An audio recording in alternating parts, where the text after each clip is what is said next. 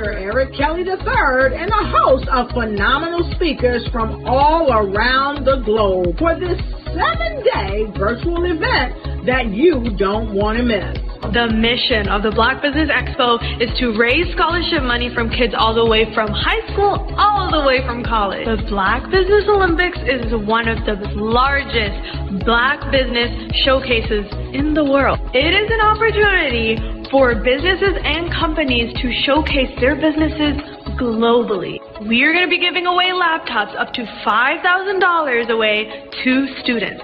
Again, I'm Olivia Appleberry, the founder of 2 Cents Finance and one of the speakers for the expo. I am so excited to see you there. For more info, go to www.blackbusinessexpousa.com or call 919-308-9090 and hope to see you there. I am Black Business. From the moment I wake until the time I sleep. Yes, I am Black Business. I am Black Business. Tell me, are you Black Business? I am Black Business.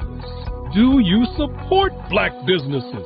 Listen, I support Black business because I am Black Business.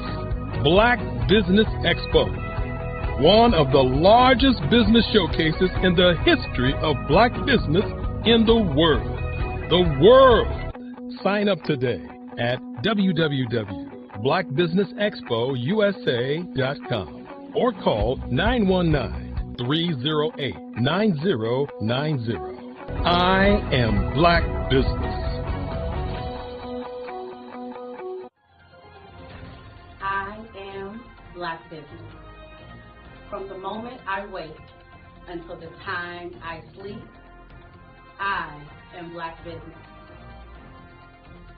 I am Black Business. Are you Black Business? I am Black Business. Do you support Black businesses? I support Black business because I am Black Business. Black Business Expo, one of the largest business showcases in the history of Black America in North Carolina.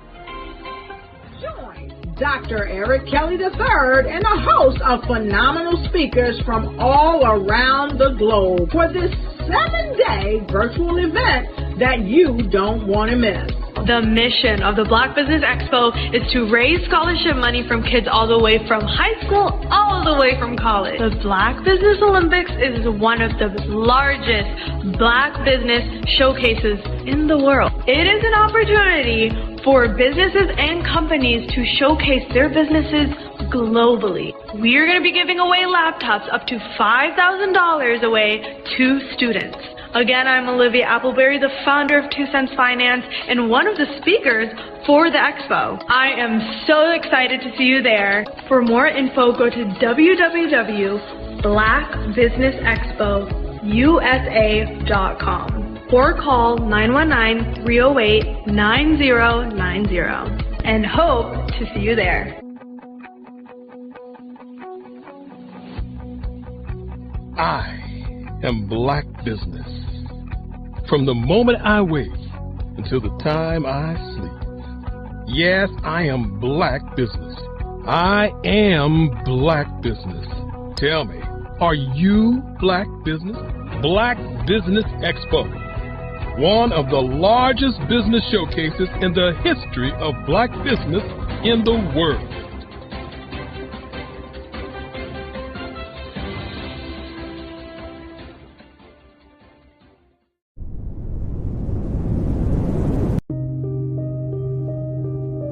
The Black Business Expo is changing my life. This year, they are giving away laptops and even $5,000 in cash to students just like me. I'm Alexis, and I want to go to college to fulfill my dream of becoming an entrepreneur. Help the Black Business Expo going to www.blackbusinessexpousa.com and also becoming a vendor, a sponsor, or donating.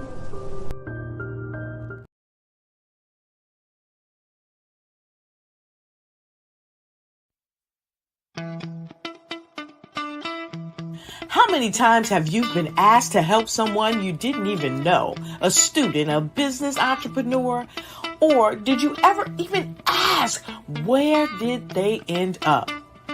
That business, that friend, that entrepreneur. Well, just maybe they ended up in a gang, bankrupt, homeless, or worse, dead. Maybe they turned to crime, drugs, and alcohol. Did you ever wonder? Did you destroy their dream, or was your life always so easy? At the Black Business Olympics, we started a movement to help students complete. Give them hope and foster success. Help them to leave their dreams of providing laptops, computers, and up to $5,000 in scholarship funds. Today, we ask you to help a student, a business owner, or an entrepreneur to realize their dream by sponsoring them, supporting them, and buying from them. Consider this. With $1.6 trillion in our Black community, we only ask for a small donation for our students, our businesses, and our entrepreneurs. And you can change a life today. So I ask you, what are you going to do? Sit on the sideline and watch our students in high school be leaders, miss out on their dream from lack of resources? Or are you going to donate to the movement and change their future and yours as well?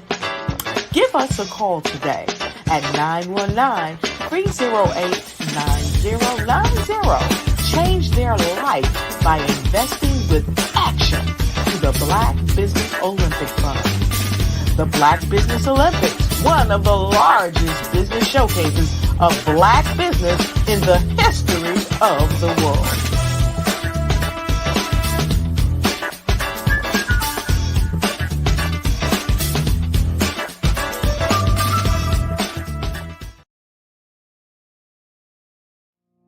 Did you know that approximately 333.34 million businesses exist today, according to a report from 2021? And you may be one of those businesses, or maybe you're not in the business market yet, but you're aspiring to be a business owner. Well, guess what? You're in the right place at the right time. Because let's face it, everything is about timing and opportunity.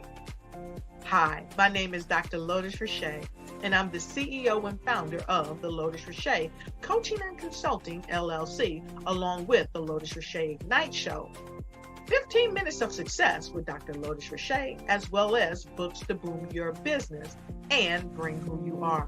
And today, I want to bring this amazing message to you about the Black Business Network and the Black Business Olympics. See, the Black Business Network and the Black Business Olympics is designed to help people just like you, that's right, that look like me, to take their business to the next level. Not just in your front yard or your backyard, but globally. The Black Business Network and Black Business Olympics is designed not to just help you survive, but to help you thrive. So join us today as we come together with businesses all around the world to support our students, our children, our young teens, our young entrepreneurs. What we do is we come together to help raise funds for students who are aspiring to be business entrepreneurs, who are aspiring and who are thriving in college. We endow them with a wonderful opportunity to gain scholarship of either a laptop or several thousands of dollars. And we invite you to help be a contributor to this amazing opportunity to help someone that looks just like you. So join us today at our website and let us connect with you and help you ignite and take flight in every area of your life on the Black Business Network and the Black Business Olympics. I'll see you on the other side.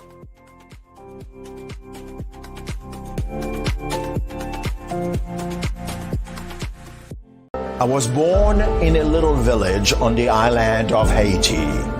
Many deadly diseases pounded me. It is as if they were on a mission to end my existence on this earth. I refused to give up. In 1983, I left Haiti and came to the United States of America. And I came with $5, 2 shirts. I didn't speak any English. I came to Atlanta. I got a job. I was a doorman. I was a doorman with a dream. What I used to come on stage. I'd rehearse this moment that I'm standing in front of you. That's the power of a dream. Maybe today is the day you begin acting as if you already have it. And then step out with full force. Take a risk. No condition is permanent.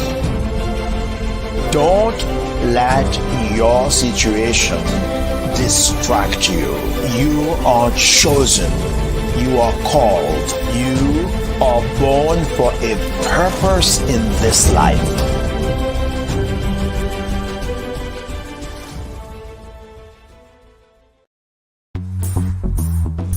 Attention all entrepreneurs and companies. Are you looking for reliable and efficient virtual assistants and back office support to help you manage your business tasks? Look no further than Superwoman Business Services.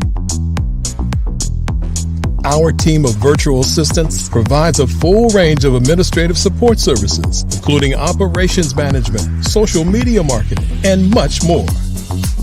We also offer website design services to help you create a professional online presence that reflects your unique brand. In addition to administrative support and website design, we offer business development and structuring services to help you grow your business and achieve your goals. We'll work closely with you to identify areas of improvement and develop a customized plan to help you reach your full potential. At Superwoman Business Services, we understand that running a business can be overwhelming and time-consuming. That's why we're here to help you fly high and achieve success. Our virtual assistants are highly skilled, experienced, and dedicated to providing you with the support you need to thrive. Come fly with us and take your business to new heights. Let us help you become the superhero entrepreneur you are meant to be.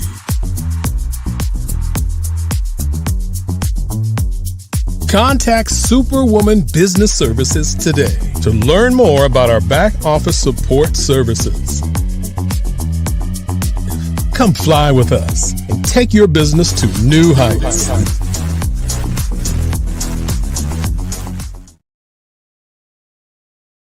I'd like you to imagine with me, if you will, opening an app where you can collaborate with like-minded individuals from around the world, get inspiration and in-app tools to launch and grow your business, as well as share your knowledge and earn compensation, all in one app.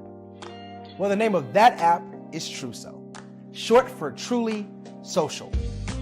Hi, I'm Matthew Newman, the founder and CEO of Truso, a new concept in social media. Truso is designed from the ground up to be a platform that's both social and empowering for all its users. How exactly do we do that? I'm glad you asked. First, Truso brings the world together via video. Psychologists assert that video provides a significantly more effective connection than audio only. When you enter a community on Truso, you're face to face.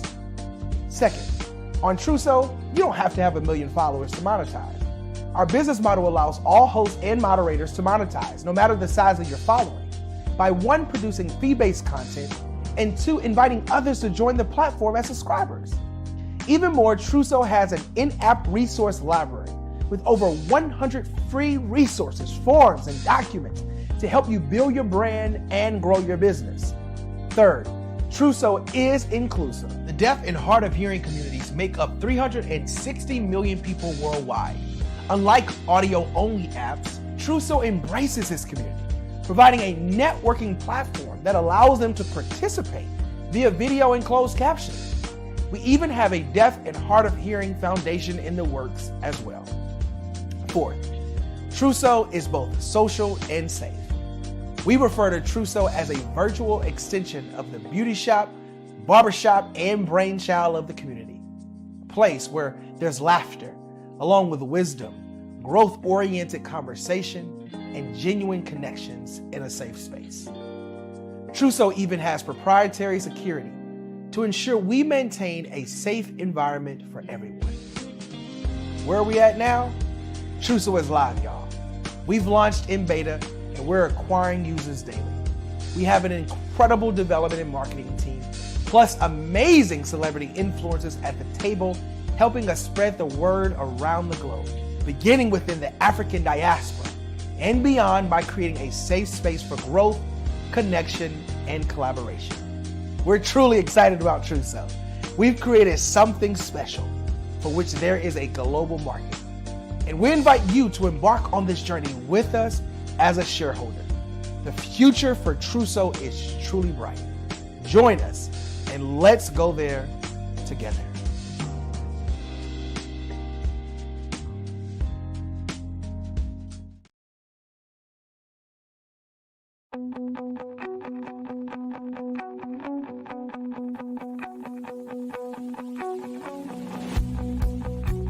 I am Black Business. From the moment I wake until the time I sleep. Yes, I am Black Business. I am Black Business.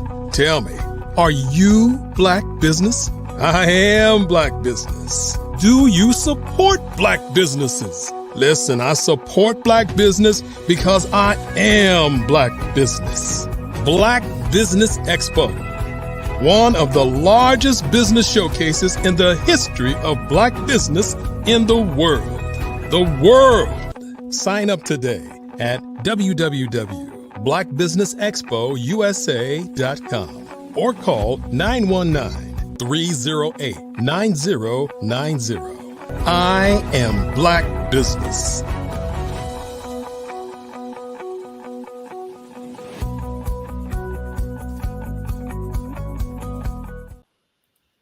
Good day, business owners, entrepreneurs, thought leaders, and corporations. Welcome to the Black Business Network. My name is Grant McGaugh, CEO of 5-Star BDM and host of the award-winning Follow the Brand podcast and TV series. And I am your business moderator for this day on the Black Business Network. The Black Business Network is a 24-hour business network showcasing Black businesses, business owners, entrepreneurs, and thought leaders worldwide. We have speakers from North Carolina, London, Singapore, Africa, Japan, and cities all over the United States. The Black Business Network is a global community sharing its business knowledge to empower, inspire, and educate businesses about business. Please join me in welcoming Alan Thornton to the stage as the Trivera revenue leader and a dynamic force behind the renowned 40-acre conference. Alan exemplifies visionary leadership in creating wealth and opportunity worldwide. A Wharton executive education alumnus based in Houston, Texas, Alan has been recognized in Houston Business Journal's prestigious 40 Under 40 for his exceptional contributions to business and community. His unwavering commitment is evident in his diverse expertise, ranging from commercial real estate to brand marketing, and his innovative approach in leveraging technology like blockchain and enterprise software. Alan is not just transforming business landscapes, he's forging pathways for minority communities, aiming to bridge wealth gaps and foster economic empowerment. Let's give a warm welcome to a true leader of legacy builders, Alan Thornton. How you doing today? I am doing just wonderful. How are you doing, Alan? Man, I'm doing incredible. I appreciate that eloquent introduction on this early Wednesday morning. Oh, man, it is all you. I'm going to let you take the stage. Genius is coming, and I will see you on the other side. How's everybody doing today? I'm glad we had an opportunity to spend some time together this morning. So what I want to go over is legacy, right? This is Financial Literacy Month, and a lot of times we are taught different things and different principles. So what I want to do is go over some principles that I've learned, because a lot of times we don't need to be taught, we just need to be reminded. And this last March, a couple weeks ago, I had the honor and pleasure of taking a drive with my 9-year-old daughter all the way from Houston, Texas. We took a road trip to Hollywood, California. So I want to go over 3 things that trip taught me, because there's nothing like a teacher being a teacher, because then they get taught. So I want to go over that and really tie things into some of the things that Grant talked about during that introduction about the 40 Acre Conference, about some really good and exciting things that are coming up, and see if some of those thoughts and ideas foster some new innovation for each and every one of you. So if you're ready, say I'm ready. Type it in the chat. I know it's early, but let's go. So a little bit about my background story, so we can kind of frame one of my mentors that I've met through our business dealings and with Dr. Kelly is Dr. George Frazier. And he says, hey, one of his favorite and most memorable quotes is, the picture always looks good when it's framed correctly, just like this picture right here that you're looking at on the screen. So just to give you a little bit about my background, my mom's from New York, my dad's side of the family is from New Orleans. So I have the best of both hustles. And when you look at that background and you hear my voice, you're like, where is he from? That's where that mix and kind of sounds like an island accent, or you don't have to ask me if I'm from the Caribbean, right? We're all from Africa, and we made a few stops in between. So that's where the accent comes from. So I am Black and Creole, so we can get that off of the table. Even more than that, and more into my background. When I grew up in West Texas. My mom and dad came in, and once I came along, they settled in El Paso and Fort Bliss. Many of you know that town. It's one of the second biggest Army base in the world, where a lot of people go to get deployed. So a lot of my family was military, and a lot of those values, even though I was never in the service, were instilled in me, whether I knew it consciously, but unconsciously. As I started to do some of the things that I do, I realized it came from my upbringing. Went to school in New Mexico State for a year, went to play ball there, and like a lot of times it did not work out the way that I wanted to, but that wasn't the end of the story. I went to and graduated from Texas at San Antonio, moved around a little bit, had an opportunity to live in the best city in the summer in the world, Chicago, but I quickly found out that in the winter was not where I wanted to be. So I moved back, I moved to Texas, settled in Houston, where I've been the last 14 years, have a beautiful 9-year-old daughter, and have had some excellent dealings in Houston. It's the most diverse city in the U.S., which is excellent. And I love all of the different foods and the cultures there. But let's segue to talk about this road trip. A few of the things that I learned is, hey, you want to make more money than you spend, right? Sounds like an easy principle to learn. But I remember as we were going down this road trip, and every single stop that we did, it was actually a 46-hour road trip. Took 13 hours and drove and stopped to see my family in Fort Bliss. And I remember every single gas station we would stop at. My daughter was asked, hey, can I get this? Can I get this? And about a month before that, I went to the market. So last year, I took a trip to, and it's going to be an annual trip to Africa. And when I went to Africa, I bought a bunch of different necklaces and goods and things from the market in Africa. And I gave this big chest to my daughter. And I said, look, this chest is now yours. And anytime daddy has a pop-up, you are going to have a pop-up. And I'm actually going to give you this product, but you are going to sell it and you're going to make money. So she is an absolute killer. You will not get by her without buying something. And if you don't want to buy something, she's going to ask you to be a part of the community and make a donation. Takes Cash App cards. It's phenomenal to see. But needless to say, all of that money that she earned, right?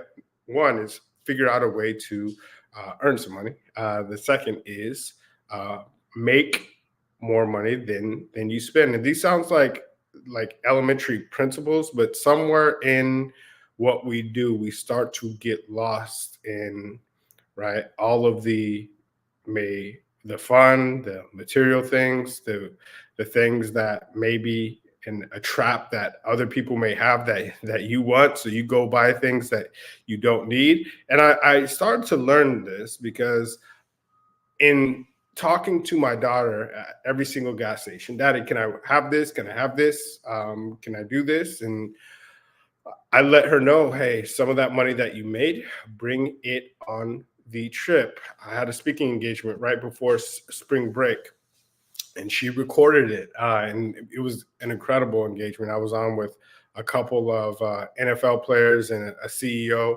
of a company that's about to go public. So it was a phenomenal panel. She recorded it. And, for that effort, she made about $100, which is a really good gig. Now, she took some of that money and I said, Daddy, do I need to bring my own money? Before it was like, Daddy, why don't you pay for it? Now it's like, hey, I will help you produce your own money.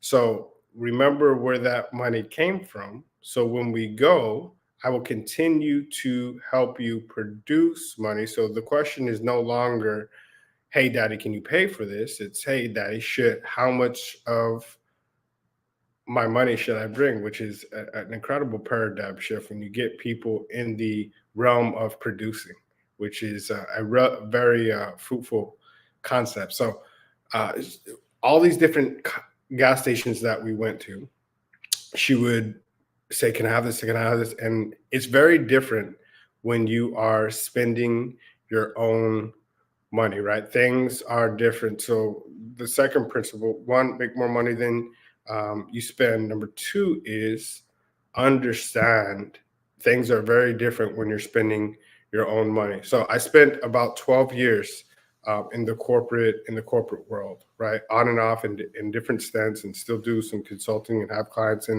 that are Fortune 500 companies selling enterprise software. But things were very different, right? When I had an expense account and, we could buy whatever we want. We could go on, $300, $400, $500 lunches, right? Just because, take clients out. But that is very different as an entrepreneur, right? You may not need to go to Mastro's Steakhouse for lunch. You may start to understand that minimum effective dose that you can have a great lunch and still really understand and get to the goal that you want to get to without, right, breaking the bank because it's your money. And once you understand that and step out on your own and start to really track that, which it sounds elementary, but these are some of these things that I kind of retaught myself in just a simple trip with my daughter. And those were very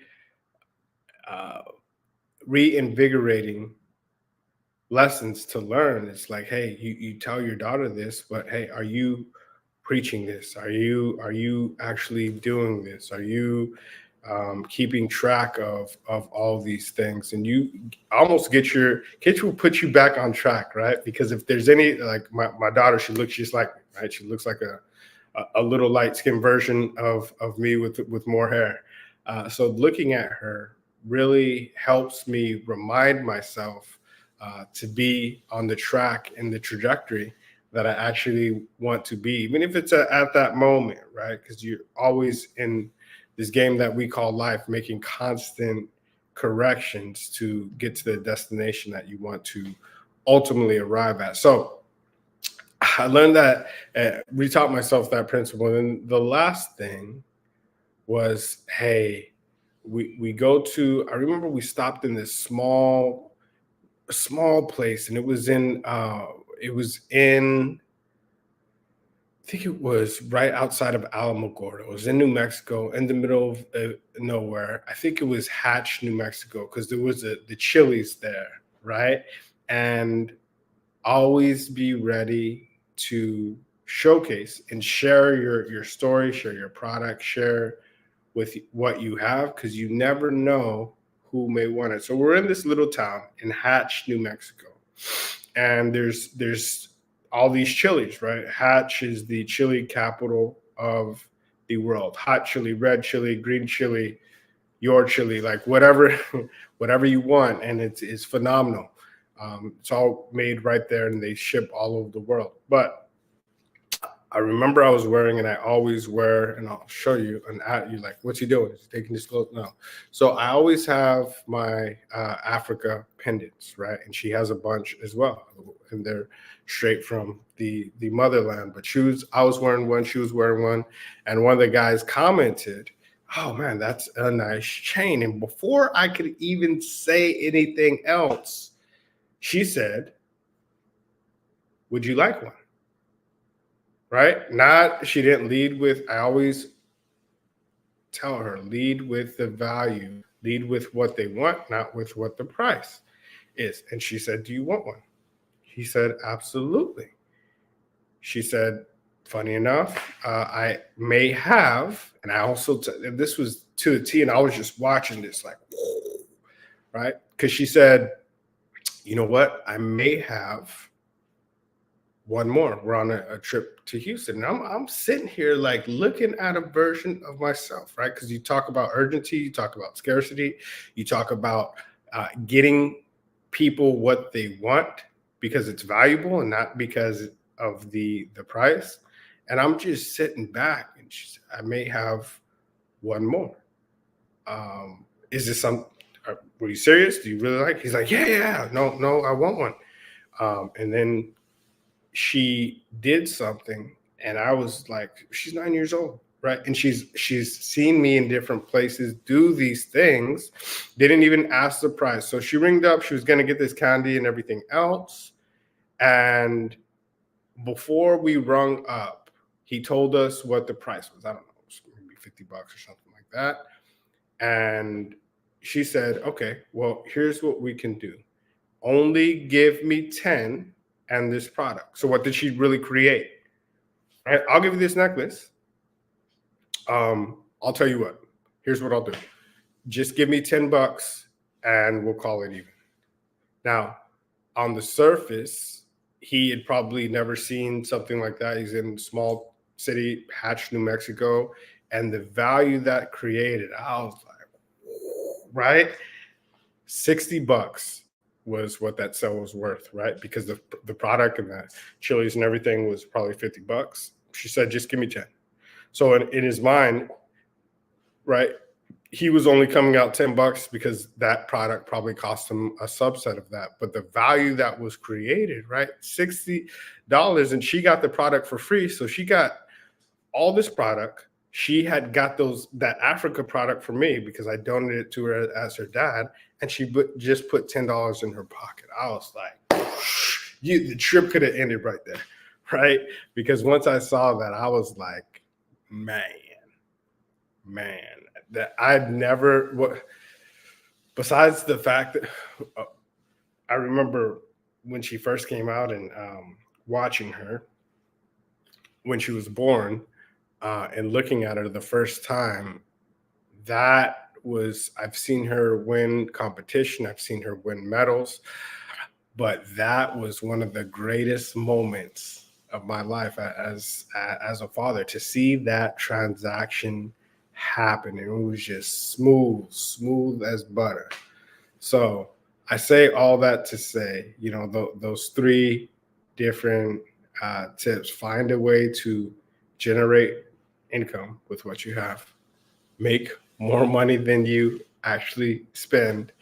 And the biggest thing is find a way to create value. And those are all things that I learned on a spring break trip with my little girl. So here's a bonus. This is a fourth one. And I'm going to talk about creating value. And I've had the honor and pleasure, as you heard Mr. Grant talk about, you heard him talk about the 40 Acre Conference. And this is something that was near and dear a few years ago when everything happened during COVID and we were forced to sit down and watch things unfold in front of us. And George Floyd died, right? There was a lot going on, but everybody was watching because there was nothing else to do, right? They had a lot of disposable time on their hands. So a lot of corporations, right? A lot of government officials, a lot of celebrities said, look, there's some really bad things that have happened in the Black community. So what we want to do is we want to find a way to sow back into that community because there's been some really bad things that have happened. So, hey, I'll give $1 million, I'll give $5 million, I'll give $100 million, I'll give $1 billion, I'll give $20 billion, up to $100 billion. And when we were sitting back and watching all of this unfold, I could not help but think, unfortunately, these great aspirations are never going to come to fruition, right? I've seen this episode before. Math is my best subject. History is what I enjoy the most. And it brought back flashbacks of, even though I was not there, I have read a lot on 40 Acres and a Mule. And 40 Acres and a Mule, for those of you that don't know, was a promise that was made to the Black community that was never kept back in 1865. Now, 2 years before that, the slaves were actually free in 1863, but it didn't get to Texas, close to where I live in Galveston, until 1865. That's why we celebrate Juneteenth. Now, during that time, once that happened, there was a period of time that the Union Army got together with a bunch of pastors and a great idea and a bunch of landowners and said, look, we are going to take and get a bunch of this land. And what we are going to do is give every single freedman and woman, right, 40 acres and a mule, which was a great deed for all of these people that had built up our country to that point. And some of the same language was happening at that time. Hey, I'll give $1 million. I'll give 20 million. I'll give it, right? Same back then it was land. I'll give an acre.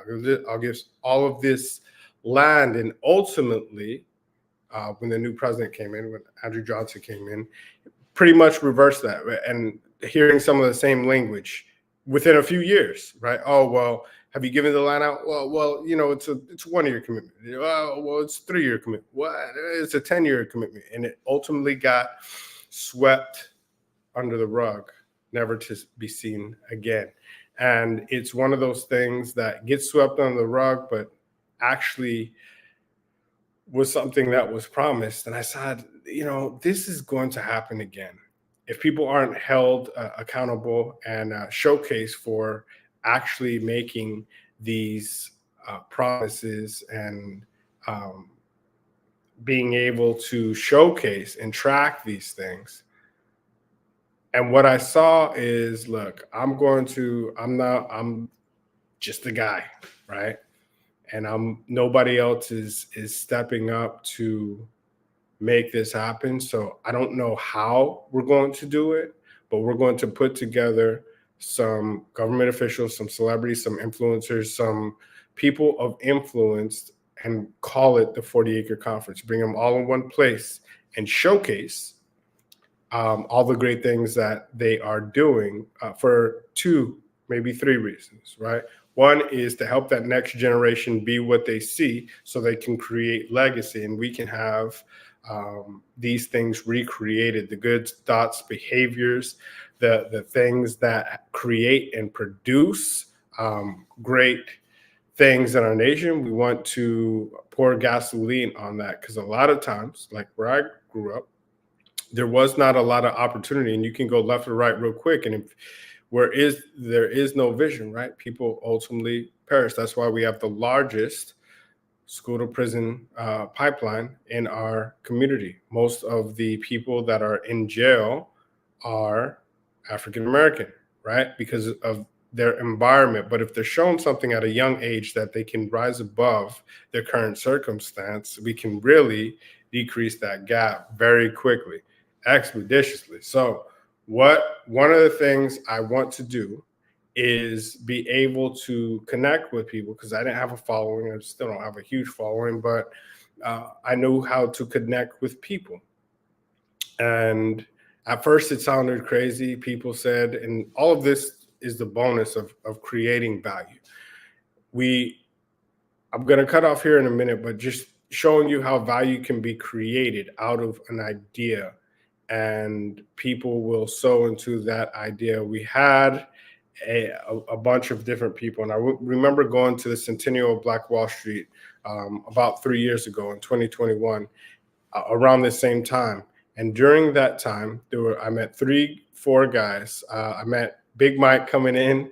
I met Rashad Troy and a gentleman named Hill Harper. And they were in a small place in Tulsa, Oklahoma, talking about financial literacy, just like we are right now, on the Centennial of Black Wall Street. So this was May 30th to June 2nd, 2021. And during that time, these gentlemen were talking about creating a conference called InvestFest, right? And this was before InvestFest, before their most of you know those gentlemen as Earn Your Leisure. Now, as they came through, now they have the largest conference in the world. Over 25,000 people flood into Atlanta every single year.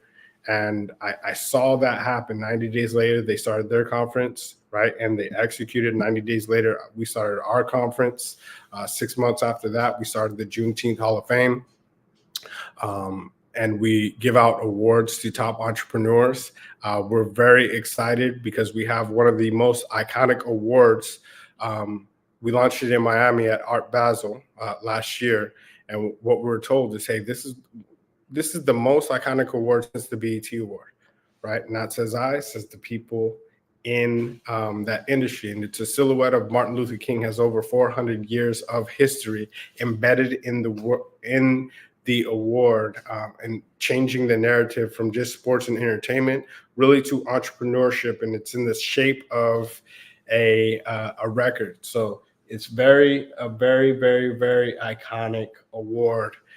And then it has augmented reality embedded into it. So you can actually, wherever you are in the world, take a picture of it and you can see the whole wall. And we're taking it to another level this next time. So we're in that same, and I'm tying this all to a bow before I get pulled off by Dr. Kelly.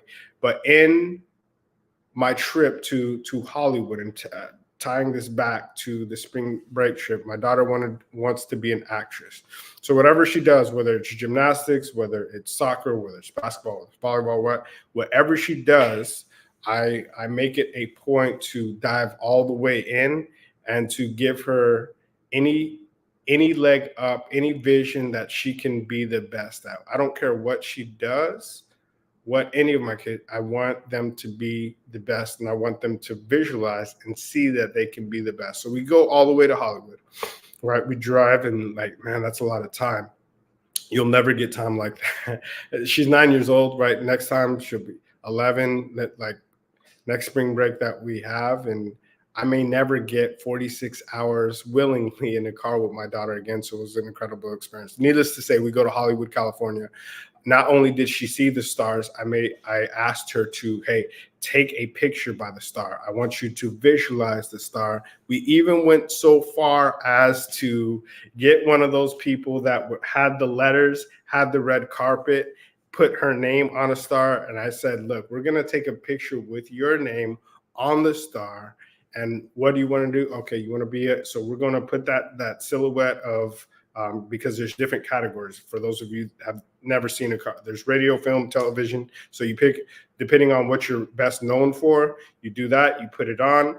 There's a special red carpet, and it's like a ceremony. So she actually did, right, the same kind of ceremony that they would do if you got your own Hollywood star. So I was looking at that and I said, you know, we're going to take this to the next level. So I had the opportunity to work with one of the greatest artists in the world, Mr. Alexander Rockefeller, and he helped us design our MLK Award, which we are going to do. And I'm letting you know for the first time right here. So we did MLK with our signature 2 years ago. And I'll tie this all in a bow. 3 years ago, when I was in Tulsa, Oklahoma, I remember seeing Sheila Jackson Lee and letting her know, hey, we have this 40-acre thing. I don't know exactly how it's all going to come together, but when we do get it together, I would love for you to be a part of it. And I can remember being in the back of the room, and there was some gentlemen laughing, saying, because she was talking about Juneteenth before it was a holiday, and saying, man, it is hard enough to get a holiday, much less a Black holiday. It's hard enough to get a federal dollar. Black holiday, that'll never happen. Needless to say, fast forward a year later, Juneteenth became a holiday, and I came back to her in Houston, Texas, and said, hey, remember you? She meets a lot of people. No. And then I showed her a few pictures. Oh, yeah, Tulsa, I remember you. Well, I would love to create the Juneteenth Hall of Fame. So on that day in June, we actually got the stamp of approval from federal Congress, right, with Sheila Jackson Lee, and we have the proclamation from Congress when we started the global Juneteenth Hall of Fame by the person that created the legislation. So it started to grow. Now, this next year, so this past silhouette and this past MLK award ceremony had my signature. This Juneteenth record will have Sheila Jackson Lee's signature, and in the background, it will have Harriet Tubman, right? The one of the most iconic figures in just abolition, slavery, just building the Moses of our people at that time, right? Who freed us out of the captivity and built, a lot of you know, the Underground Railroad. Another thing that we're going to do that is absolutely iconic, and many of you will be able to access this from all over the world, because not only do we live stream it, also this metaverse experience you'll be able to see. So all of the different awards that we give out, so we'll give out 19 special awards to entrepreneurs, 19 awards to corporations that have supported the Black community, 19 awards to those people. And many people kind of threw rocks at me, but I give 19 awards to people that don't look like us, that supported the Black community. If you remember the Million Man March, 20% of those people were not African American. We needed those people to get to that stake. So back to the Hollywood story, we are going to do squares. So in addition to the actual plaques that people get that are iconic, that they can put on their wall with the record signed by Sheila Jackson Lee with over 400 years of history, and it's an iconic piece with Harriet Tubman in the background, we're going to do a walk of fame, and we're raising money for our own venue, right? Intentionally. And at this venue, even before the venue is built in the metaverse, we are putting down the Juneteenth Hall of Fame. So similar to Hollywood, in that same room, in this metaverse room, you'll be able to see not only the star, whether it's real estate, whether you're in tech, whether you're a serial entrepreneur, whether you've been in media and marketing, you will have, just like entertainment, film, radio, they do in Hollywood, this is the Juneteenth Hall of Fame. Those entrepreneurs will have those iconic symbols that will sit there forever. And the incredible thing is there's we're going to have our venue, which we're ultimately going to have the larger 40-acre conference at.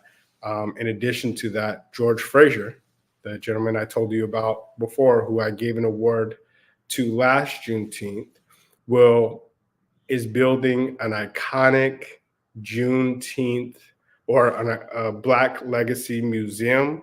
And we are actually going to be the first museum, the Juneteenth Hall of Fame, in that museum in Atlanta, Georgia. So a few things happening, tie that all together.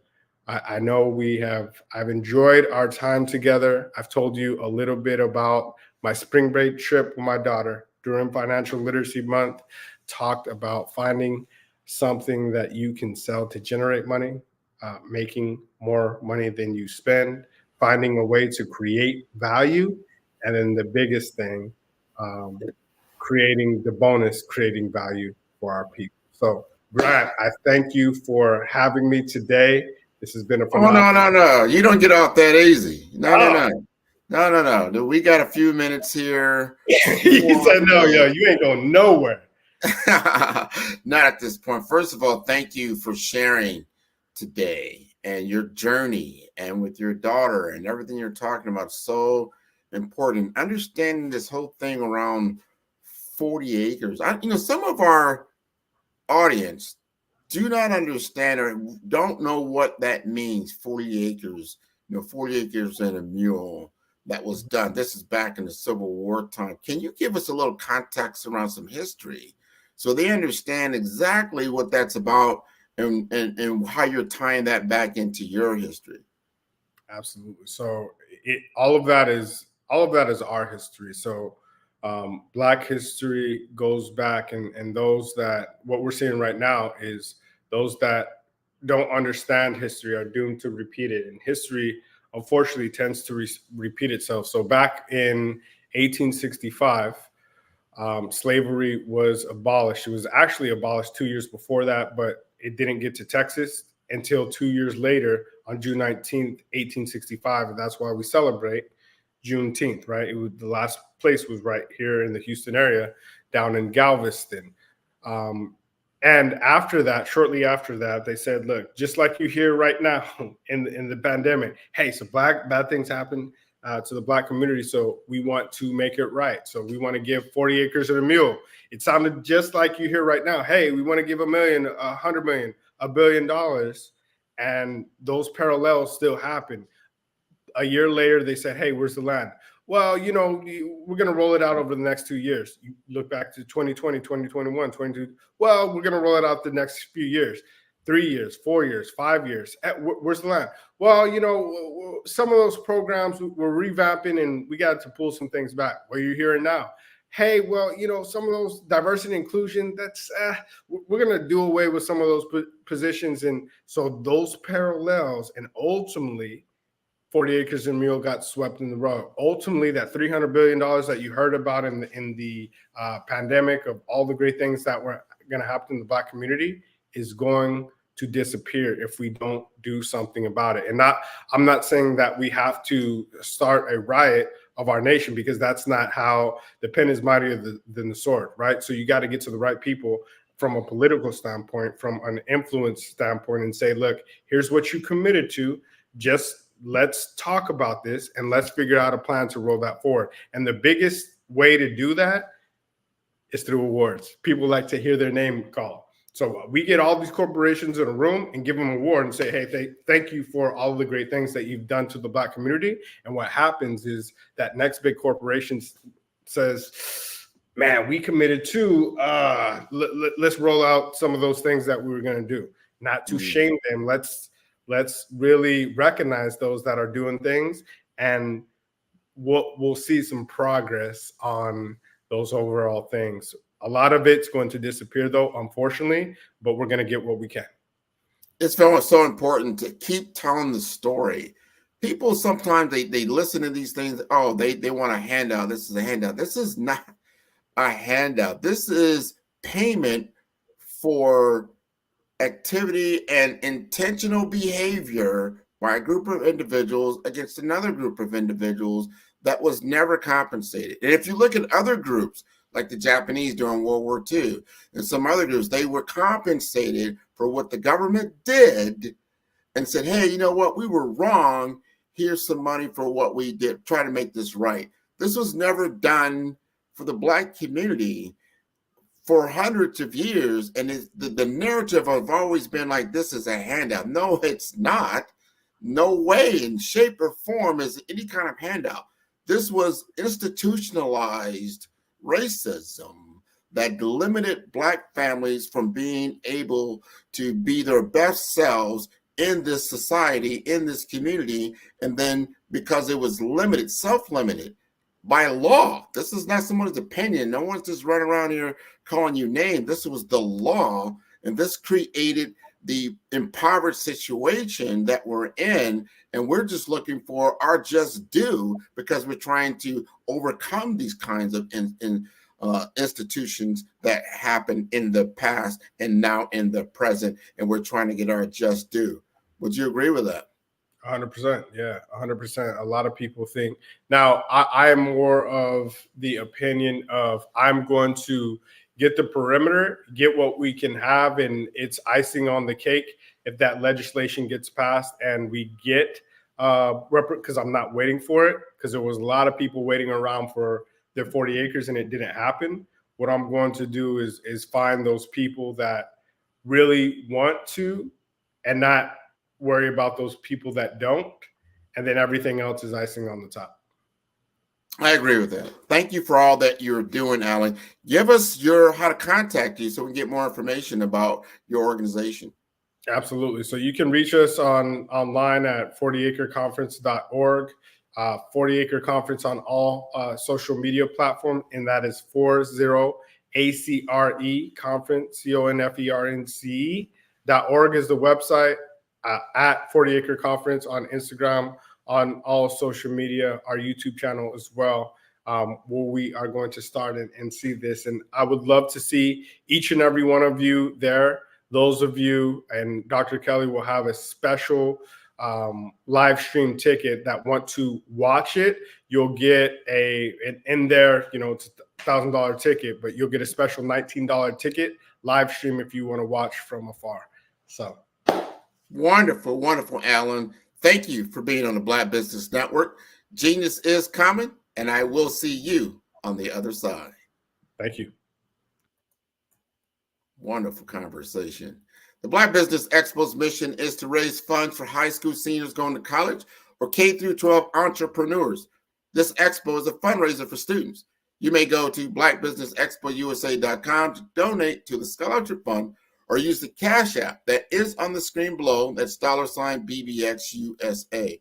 Our goal is to give laptops and up to $5,000 to 10 students. Students, you can register online at blackbusinessexpousa.com. Every dollar counts. So we want you to remind you to donate to the scholarship fund. And we want to thank our Black Business Expo USA sponsors for April 2024.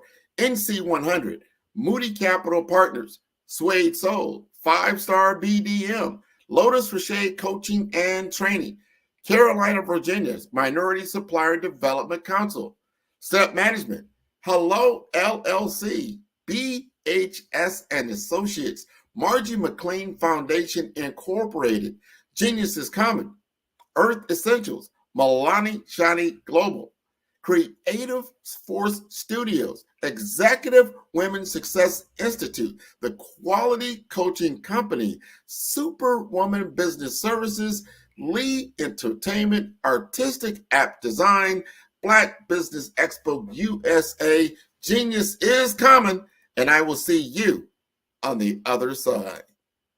The Black Business Expo's mission is to raise funds for high school seniors going to college or K through 12 entrepreneurs. This expo is a fundraiser for students. Please, you may go to www.blackbusinessexpousa.com to donate to the scholarship fund, or use the Cash App at $BBXUSA. Our goal is to give laptops and up to $5,000 to 10 students. Students can register online at www.blackbusinessexpousa.com. Every dollar counts. Please donate to the Black Business Expo USA Scholarship Fund.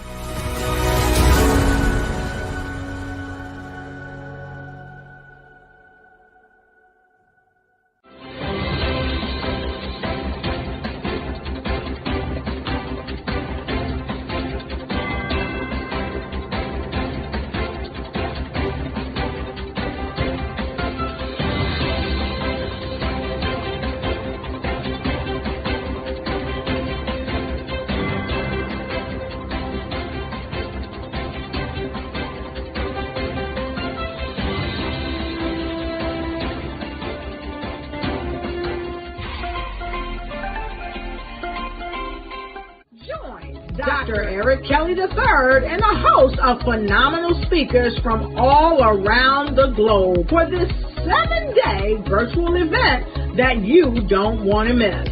The mission of the Black Business Expo is to raise scholarship money from kids all the way from high school, all the way from college. The Black Business Olympics is one of the largest Black business showcases in the world. It is an opportunity for businesses and companies to showcase their businesses globally. We are going to be giving away laptops up to $5,000 away to students.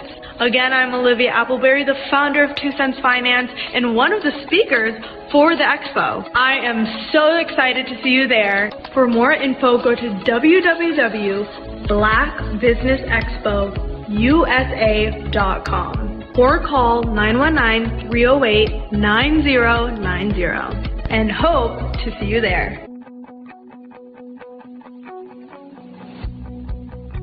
I am Black Business.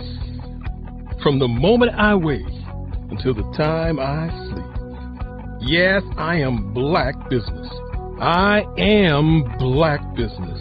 Tell me, are you Black Business? I am Black Business. Do you support Black businesses? Listen, I support Black business because I am Black Business. Black Business Expo, one of the largest business showcases in the history of Black business in the world. The world! Sign up today at www.blackbusinessexpousa.com or call 919-308-9090. I am Black Business. I am Black Business. From the moment I wake until the time I sleep, I am Black Business. I am Black Business. Are you Black Business? I am Black Business. Do you support Black businesses? I support Black business because I am Black Business. Black Business Expo, one of the largest business showcases in the history of Black America in North Carolina. Join Dr. Eric Kelly III and a host of phenomenal speakers from all around the globe for this 7-day virtual event that you don't want to miss. The mission of the Black Business Expo is to raise scholarship money from kids all the way from high school, all the way from college. The Black Business Olympics is one of the largest Black business showcases in the world. It is an opportunity for businesses and companies to showcase their businesses globally. We are going to be giving away laptops up to $5,000 away to students. Again, I'm Olivia Appleberry, the founder of 2 Cents Finance and one of the speakers for the expo. I am so excited to see you there. For more info, go to www.blackbusinessexpousa.com or call 919-308-9090 and hope to see you there.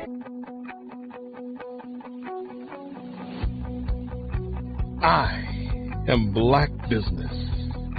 From the moment I wake until the time I sleep. Yes, I am Black Business. I am Black Business. Tell me, are you Black Business? Black Business Expo, one of the largest business showcases in the history of Black business in the world.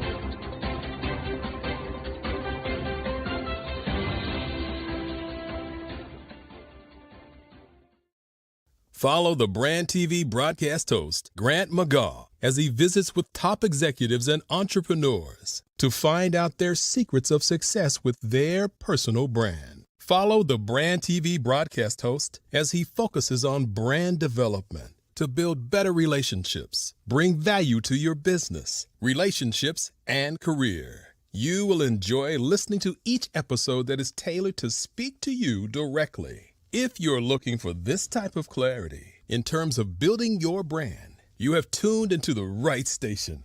Each episode will help you to shape a conversation in the 5-star BDM network of 20,000 professionals and become a springboard for your corporate engagement and business opportunities. Each guest will frame their story in the areas of personal branding, business development, career development, financial empowerment, and technology innovation.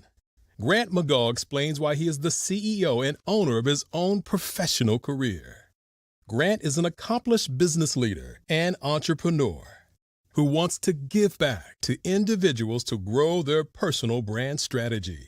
Tune in as he weaves his story about new possibilities, while to you exceed expectations. If you love storytelling, this show will make for fun. Phenomenal Tanya T. Wise, who is here from the great state of Maryland. Tanya, welcome and thank you for being with us today. Can you indulge our audience a little bit and tell them just a little bit more about who you are and what it is that you do? Well, I love being able to talk to people and have a magnetic attitude, being able to just show them. So I always like to say, level up is Coach at Tanya T. Wise here. So can you tell our audience, just give them a teaser about what your presentation will be about? So my philosophy is that we should all be living our dream life. So tomorrow I'm going to talk about how you start living your dream life. What are some of the things that you thought about in your childhood that you just kind of let go and dormant? Wow. And I want to reignite that and just give you some pointers and some tips, some tools, some strategies to be able to start living your best life now. And guess what, Rhonda? And leave an inheritance for your legacy. Oh my goodness. Okay, I know that's resonating with a lot of people. I've heard that you have a dynamic coaching program. Can you tell us a little bit more about that? Absolutely. So our coaching program help people that have the lack of time, that lack strategies, and lack the confidence to go after their dream life. So we help them implement tools, we help them implement strategies, as well as give them resources so that they can live their best life now and leave that inheritance. Wow. Oh, I love that. I love the leave the inheritance part. Listen, you are dropping some major nuggets, and I know a lot of what you're saying is resonating with a lot of people, but I think we're all curious. How did you even make this transition into the speaking and coaching arena? What's the story behind this? So I started out in finance, and I realized that a lot of people don't necessarily go after their dream life because of the lack of finances or the education behind finances. But it wasn't until I lost my firstborn, my only son, that life changed for me. And where I was going after it all, living the corporate life, hit my 6-figure income and living in my dream house with my dream man, driving my dream car. I nearly lost it all when I lost my son. And so I realized it only takes one financial catastrophe that can change your entire life. That's what made me start All New Beginnings. Because no matter what's going on in life, there's a new beginning. And because of that, we develop a program called Wise Minded. My little slogan is, don't just dream it, let's live it. If they want to connect with you or work with you, what is the best ways for them to be able to do that? Well, for my social media guru, you can connect with me on every single social media platform as Tanya T. Wise. The Black Business Network and Black Business Olympics are essential platforms for Black business owners globally. They provide the tools and support you need to succeed in today's competitive marketplace. Join us today as we collaborate together with businesses from around the world to support our children, students, and young future entrepreneurs, Black businesses and corporations. We raise funds for students going to college and young entrepreneurs who are aspiring to be business owners, and we invite you to be a contributor today. Visit the website www.blackbusinessexpousa.com to connect with and learn more about how the Black Business Network and Black Business Olympics can help you not only share your amazing business story to businesses, but also serve future generations. Hello, my name is David Jones, CEO and co-founder of the Hello LLC, where we help businesses build a culture, brand and experience, and leverage technology to pivot into Web3. Join the Black Business Network streaming live into Roku, Metaverse, STEM City, Black Multiverse Enterprises, Hulu, YouTube, iHeartRadio, Apple, Facebook, LinkedIn, Spotify, Twitch, and Google Podcasts. Tune in, turn on, and let's thrive.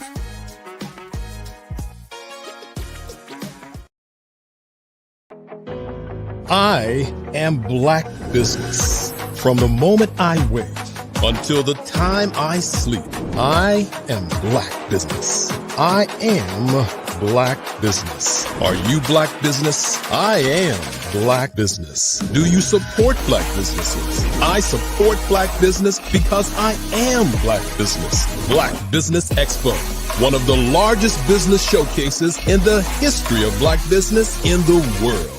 Sign up today at www.blackbusinessexpousa.com or call 919-308-9090. I am Black Business. 5-Star BDM, Brand Development Masters, is a professional consulting and advisory group keenly focused on business development services for the small to mid-sized business and entrepreneurs. Although every business is unique, they often share business development challenges that can be addressed through smart branding. Services include process improvement and operations, digital strategy and transformation, business intelligence, digital marketing, and personal branding. Our business and personal branding company has helped a number of professionals and organizations to optimize and grow. This results in more business, more opportunities, better reach, positive outcomes. Visit www.5starbdm.com today to learn more. I am a child of the Most High God. He has gifted me in ways that I could not even imagine and didn't know.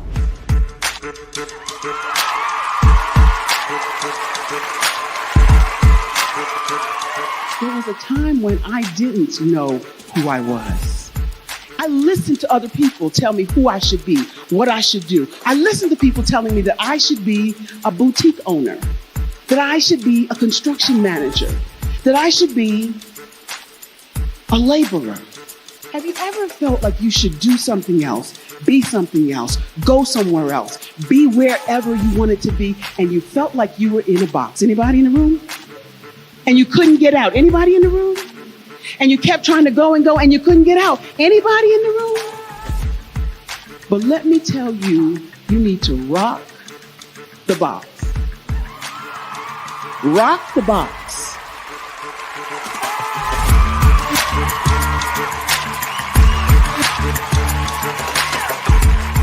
I am engaging, inspiring, and empowering.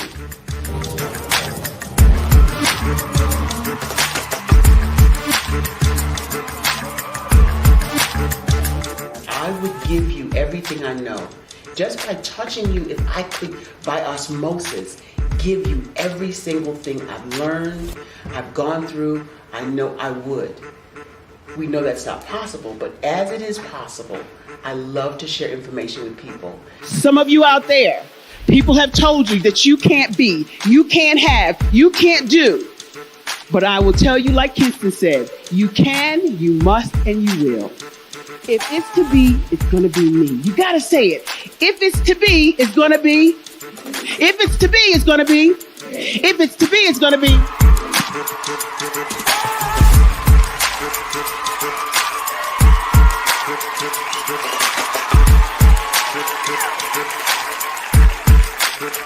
Barbara is because she believed what her mama said about her and not what other people told her. Every day you wake up, when you're in a situation, it's your choice whether it's an advantage or the disadvantage. She gained her confidence and her life, and now she is a testimony. If I can help you elevate yourself, then I feel like I'm elevating my own self as well. What you know and I know together can change the world.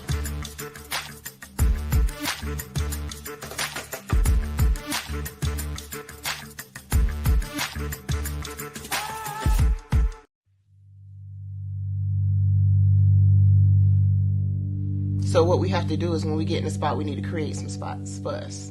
That's the main thing. We need to be able to be in a position where we're able to create those spots for us.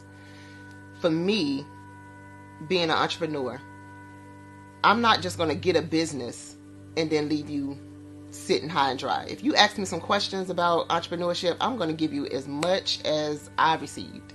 I've seen people who made it, and then when you ask them, it's like, okay, now you have to pay me for the information, the same information I got for free. We probably in totally different cities. There's no way that we're going to bump heads or anything. We're not competing. Bring me up with you. And so I just think that whatever education that I have, then I need to be able to give that to my own as well. So create the spots. You can create the spots when you get there.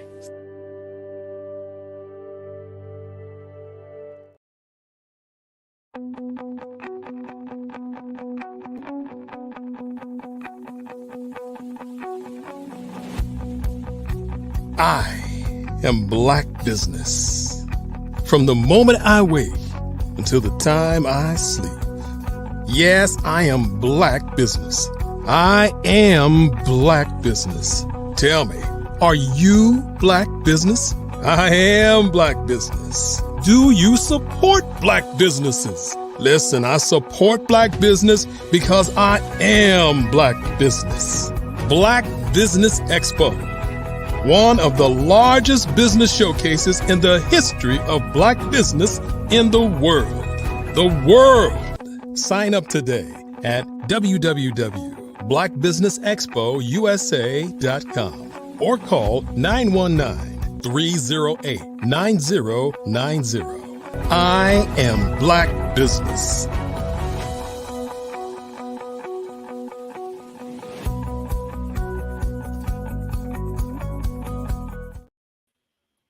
Good day, business owners, entrepreneurs, thought leaders, and corporations. Welcome to the Black Business Network.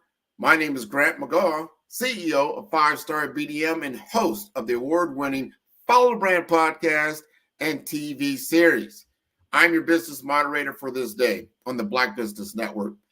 The Black Business Network is a 24-hour business network showcasing Black businesses, business owners, entrepreneurs, and thought leaders worldwide. We have speakers from North Carolina, London, Singapore, Africa, Japan, and cities all over the United States. The Black Business Network is a global community sharing its business knowledge to empower, inspire, and educate businesses about business. I'd like to welcome our next speaker, Dr. Barbara Wright, the visionary founder of Certified Dream Builder, is a distinguished figure in grant writing, fund development, and educational training. With over 20 years of expertise, she has become an instrumental force in securing substantial funding for a variety of entities, amassing over $150 million in grants. Her career spans influential roles such as program manager for the Housing Authority of Kansas City and grant manager for Kansas City Public Schools. Dr. Wright's innovative contributions to the field include the 1 Hour to Grant app and the 1 Hour to Funds Budget Scaling app, along with her acclaimed Canvas grant writing system. These tools reflect her dedication to efficiency and effectiveness in grant writing. Her educational prowess is showcased in over 30 developed courses, and there are accompanying curriculums and workbooks covering essential grant-related topics.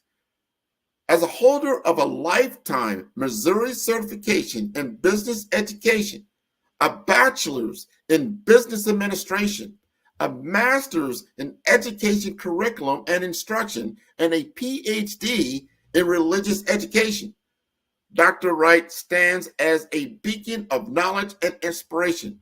She's not just a grant writer. She is a transformational mindset motivational speaker, inspiring organizations to achieve their highest potential. Join Dr. Wright and Certified Dream Builder Incorporated on a journey to turn visionary ideas into funded realities.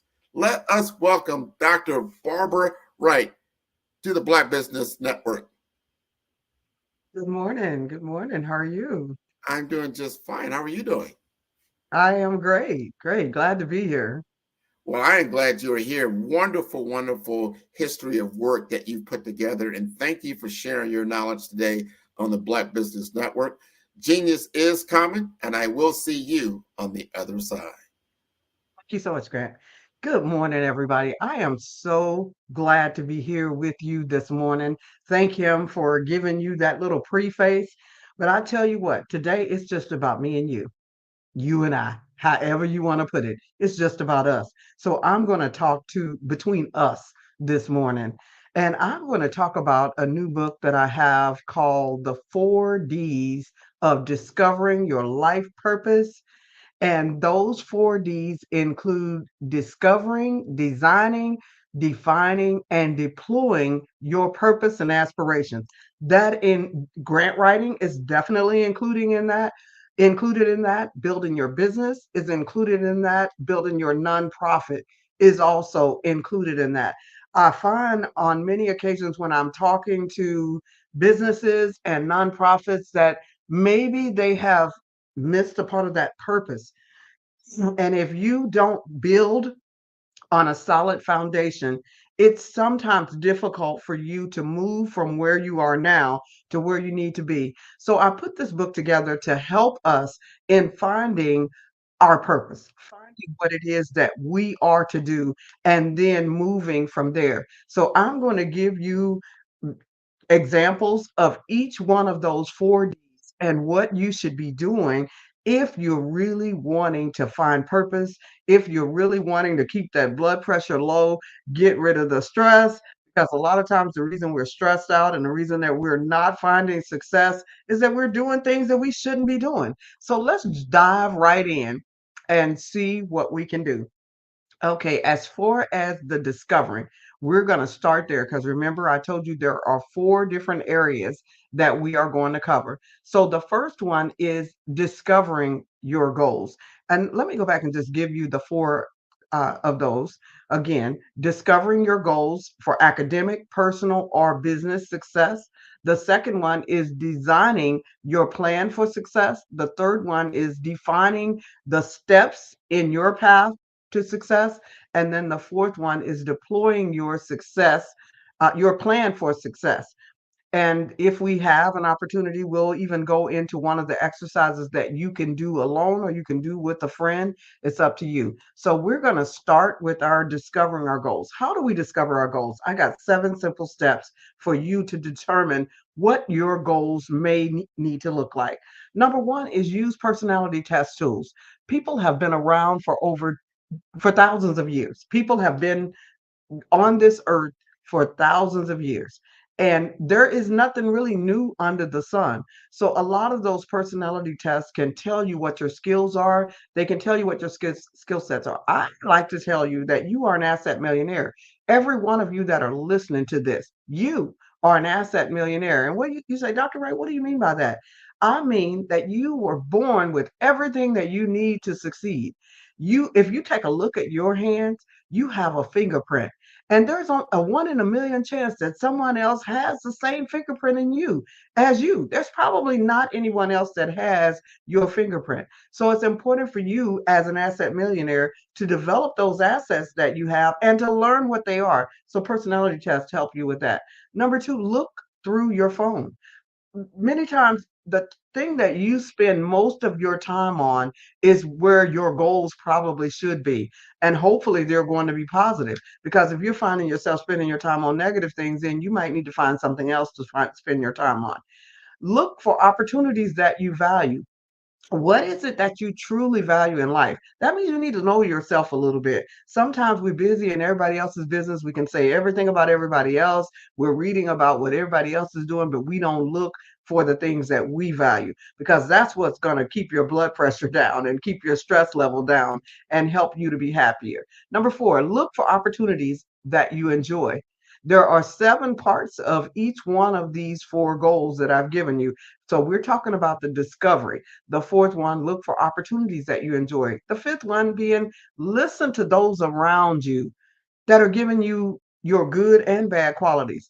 Now, some people are just negative. No matter what you do, they're going to talk negative about you. And you'll have to have discernment of spirits to know who those people are. But sometimes people are telling you things that you do need to come up in. So be willing to listen to those good and bad qualities that people give you and spit out the bones. Those things that you know are not indicative of you, spit those out. Number 6, remember your childhood. Remember your childhood. Know what's happened in your childhood. What did you love to do? In my childhood, I was teaching. We were teaching the animals. We were burying the animals and having funerals for the animals. I mean, I was compassionate for people back then and animals. And I was teaching from knee high to a bumblebee. In my kindergarten year, my teacher realized that I had a gift to remember long strands of poetry. So she had me do the poem Annabelle Lee as a kindergartner for the 8th grade graduation.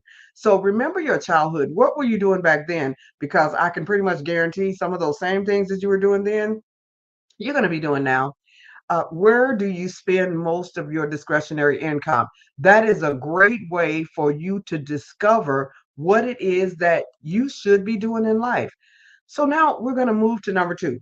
Hopefully, you can use those 7 areas to discover what it is that you are to do. Now we want to design it. Once you discover, okay, yes, I'm an asset millionaire. I sing, I play ball, I develop things, I'm an architect, I'm this, I'm that, or the other. So you want to determine what it is that you are doing. And then you're going to design it. Okay, so how do you design it? You don't reinvent the wheel. You use business plans. You use business plans of other people. Now, I do know the whole world changed during COVID. And I do know that there's going to be disruptions in all types of fields, including with AI, including healthcare, the automotive industry, the finance industry, the retail industry, the manufacturing industry, the education industry, the agricultural, entertainment, customer service, and the cybersecurity industry.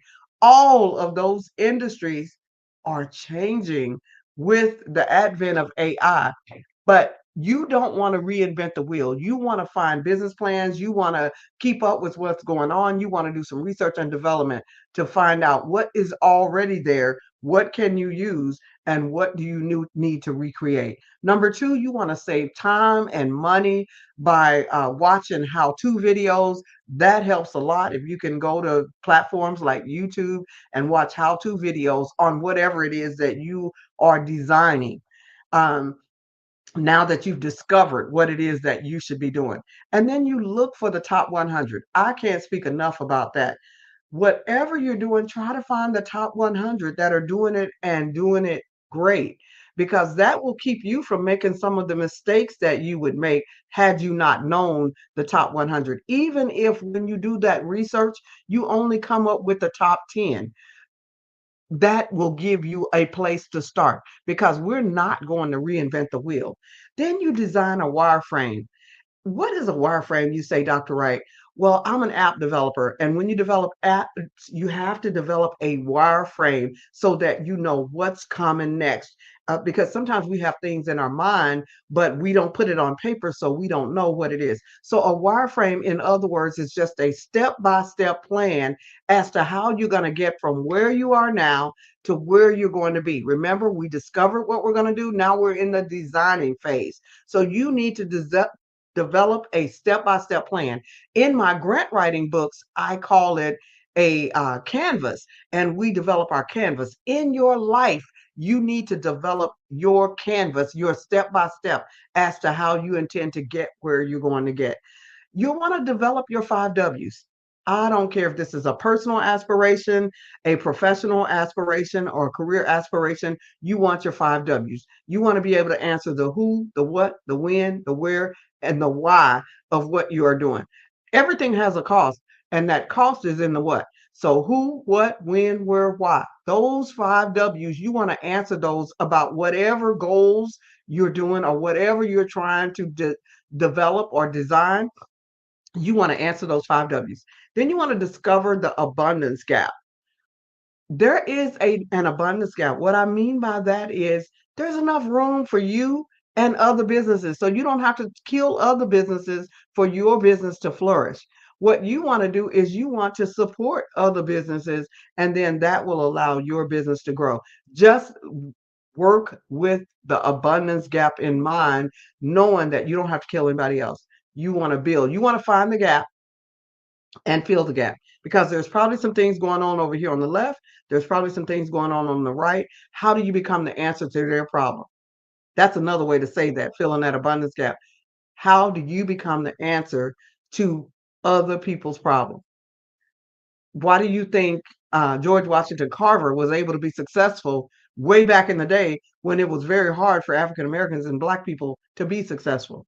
It's because he became the answer to people's problems. You can do that today. And then number 7 for that is to prepare for change, because change is inevitable. I just got through telling you the areas that's going to be disrupted with AI. And I might have even mentioned your area.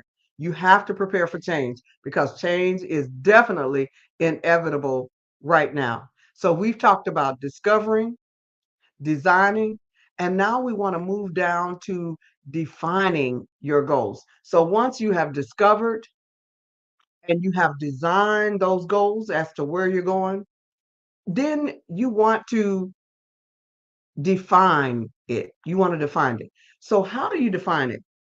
There are some steps in defining it. The first thing you want to do is you want to have your mission and vision statement, whether this is a personal goal, an academic goal, or a career goal or professional goal. You want to write a mission and vision statement. Your mission statement is where you are now and what you are doing right now. And your vision statement is what you want this to look like when you become ultimately successful. That is the purpose of writing that mission and vision statement, so that you can get clear. It's very hard for you to ask people for what you need and ask people to be able to come in and help you if you don't know what your mission and vision statement is, whether this is personal, academic, or professional, whether you're starting a business or a nonprofit, or whether you're going for some college degree. You need to have a mission and vision about what your ultimate goals are. Number 2, join online and offline groups and associations with similar goals, because you want to surround yourself with like-minded individuals. Joining those online and offline groups is a great way to find those like-minded individuals. Learn your alphabet. That's number 3. What is the vocabulary associated with whatever you're doing, whether you're doing personal, academic, business and professional, nonprofit? Learn the alphabet, learn your vocabulary of whatever it is you're doing, because if you learn that vocabulary, it will help you to be able to talk with collaboratives and partners. They will enjoy talking to you because you know what you're talking about, or they feel like you know what you're talking about, you know what you're doing. Learn your numbers also. What are the costs associated with whatever it is that you're doing? What are the um, costs associated with your business? What are the costs associated with your nonprofit? What are those costs associated? There are always costs. If you decide to go back to school, there's a cost for that. If you decide to stay home with your family, there's going to be a cost for that. If you decide to start a nonprofit, there is a cost to that. There is a cost for everything. So what is that cost? That's learning your numbers. So you want to learn your alphabet and your numbers. You want to use best practices with tools and tips and techniques for your goals. What are the best practices that are already out there? That was the purpose of looking at business plans and seeing what everybody else is doing. Again, we're not reinventing the wheels. You want to use strengths and weaknesses to build partnerships. So if you have weaknesses, you remember earlier I told you in the designing phase, you want to take, in the discovery phase, you want to take personality tests. Well, once you take those tests and you learn what your strengths and weaknesses are, you want to use those strengths, but you also want to support your weaknesses by finding people to work with you that are strengthening in that area. Even listening to Warren Buffett will talk he's spoken very highly of the person that he played bridge with. They didn't have a business. They were not nearly in his category, but he learned from them. He said, all of my investments mainly came from my bridge game, talking and listening to them and listening to what they were saying. And now I believe the person that taught him to play bridge is a multimillionaire herself, because she's teaching other multimillionaires and billionaires how to play bridge. So it's important for you to not only listen to those people that you think, oh, well, they've made it, they've arrived. Sometimes it's good for you to listen to a child, listen to the voice of a child. Some of the biggest amount of money that I made, I just happened to be on the plane with a kid, and he said something on the plane. And when I got to where I was going, I ran out of merchandise. I was going to an expo, ran out of merchandise, thought back on what that child had said when I was on the plane, ran and made a flyer with those things on it and some things that had come to me as I was listening to him, and was able to sell that for the rest of the expo. So, make sure that you're listening, and don't always feel like you know everything. You have strengths, but you also have weaknesses, and sometimes you can build partnerships to make up those weaknesses. Number 7, weigh the advice from people who haven't been where you're going. Sometimes people who haven't been where you're going can give you some decent advice. That's in defining your goals. And now we're going to move to the last part of this, which is deploying your goals. Sometimes we wonder, why am I not successful at business? Why was I not a successful student? Why have I not been able to just move the way I want to move? Why am I'm not successful in my ministry? Whatever it is that you're doing, you're wondering, why can't I move any further? They say that a church that gets to 250, if they don't do certain things, they're going to stay there. They will not grow past that. You're wondering, why do I get to a certain point and then it just falls apart? I can go this far and it seems to fall apart. Well, it's because sometimes we deployed before we discovered, designed, and defined. So now we're finally up to the deployment. How do you deploy those assets? Since you are an asset millionaire, as I said in the beginning, how do you deploy those assets to where you can turn your assets into cash flow? Well, number 1, you want to develop a 10-second elevator speech about your 5 W's. Remember the 5 W's that we talked about earlier. You want to develop that 10-second elevator speech, and if applicable, at what price? So design that speech, because you're going to have to convince other people to work with you. You can't do anything alone. You have to have those that are going to work with you. Number 2, you want to, if you are the beautician, do your own hair. In other words, if you are the doctor, take care of your own health. Your customers don't want you coughing all over them. When I go to the beautician, I want to know that her hair is done or his hair is done. So practice what you preach, in other words. Number 3, take advantage of free social media. I just, every Monday and Thursday, I do a free session on Clubhouse, because I know I can't serve everybody. Everybody is not my customer. I can't mentor everybody. So therefore, I give my service away on Clubhouse every Monday and Thursday. I have 25 books on fundable grant fund development topics and 25 accompanying books on grant writing. So I share one of those books each week, and then I turn around and repeat it for the rest of the year. So this right now we are on book 17, and next week we'll be on book 18. Every week we cover one of our books, and then we'll start over at book number 1 in about July, I believe it is. So we cover each one of our books for free on Clubhouse and live on Zoom every Monday and Thursday, because I know I can't serve everybody, but I take advantage of the free social media. Take advantage of it. I do it free on Clubhouse. Take advantage. Do profitable volunteering wherever you can. What I mean by profitable volunteering is volunteer where in the areas that you want to work.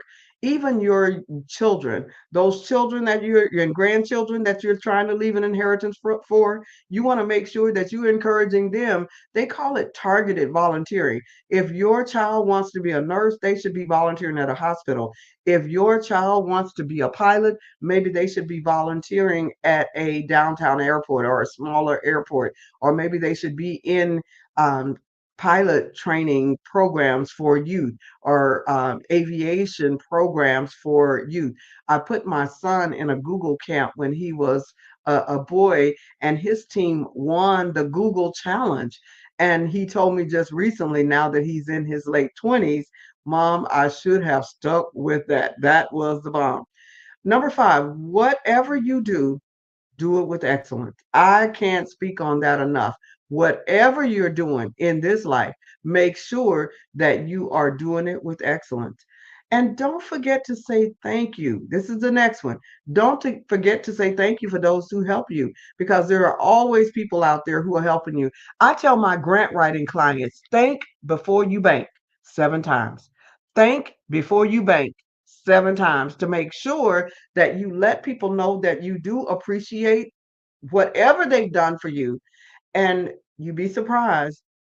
I have had grant writing clients who sent out press releases or thanked before they banked, and they ended up getting additional grants because other people saw how they had posted online or in the media somewhere. We received a grant from this person for this, and we are extremely grateful. It's going to allow us to do our program.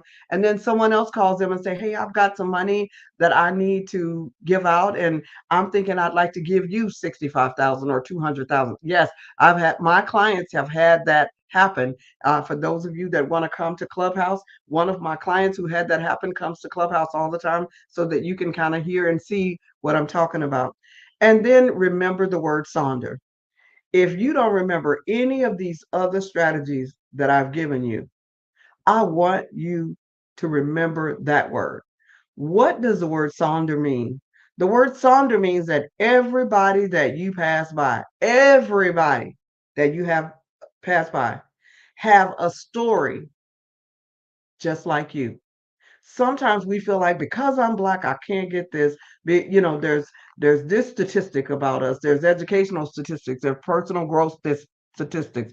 There's all kinds of statistics about us. Some negative, some positive. Mostly negative. But you don't have to take every statistic and apply that to your life. I tell people, dig deep down into your DNA and pull out some of those DNAs of those kings, queens, administrators, those people who built pyramids that they still can't figure out.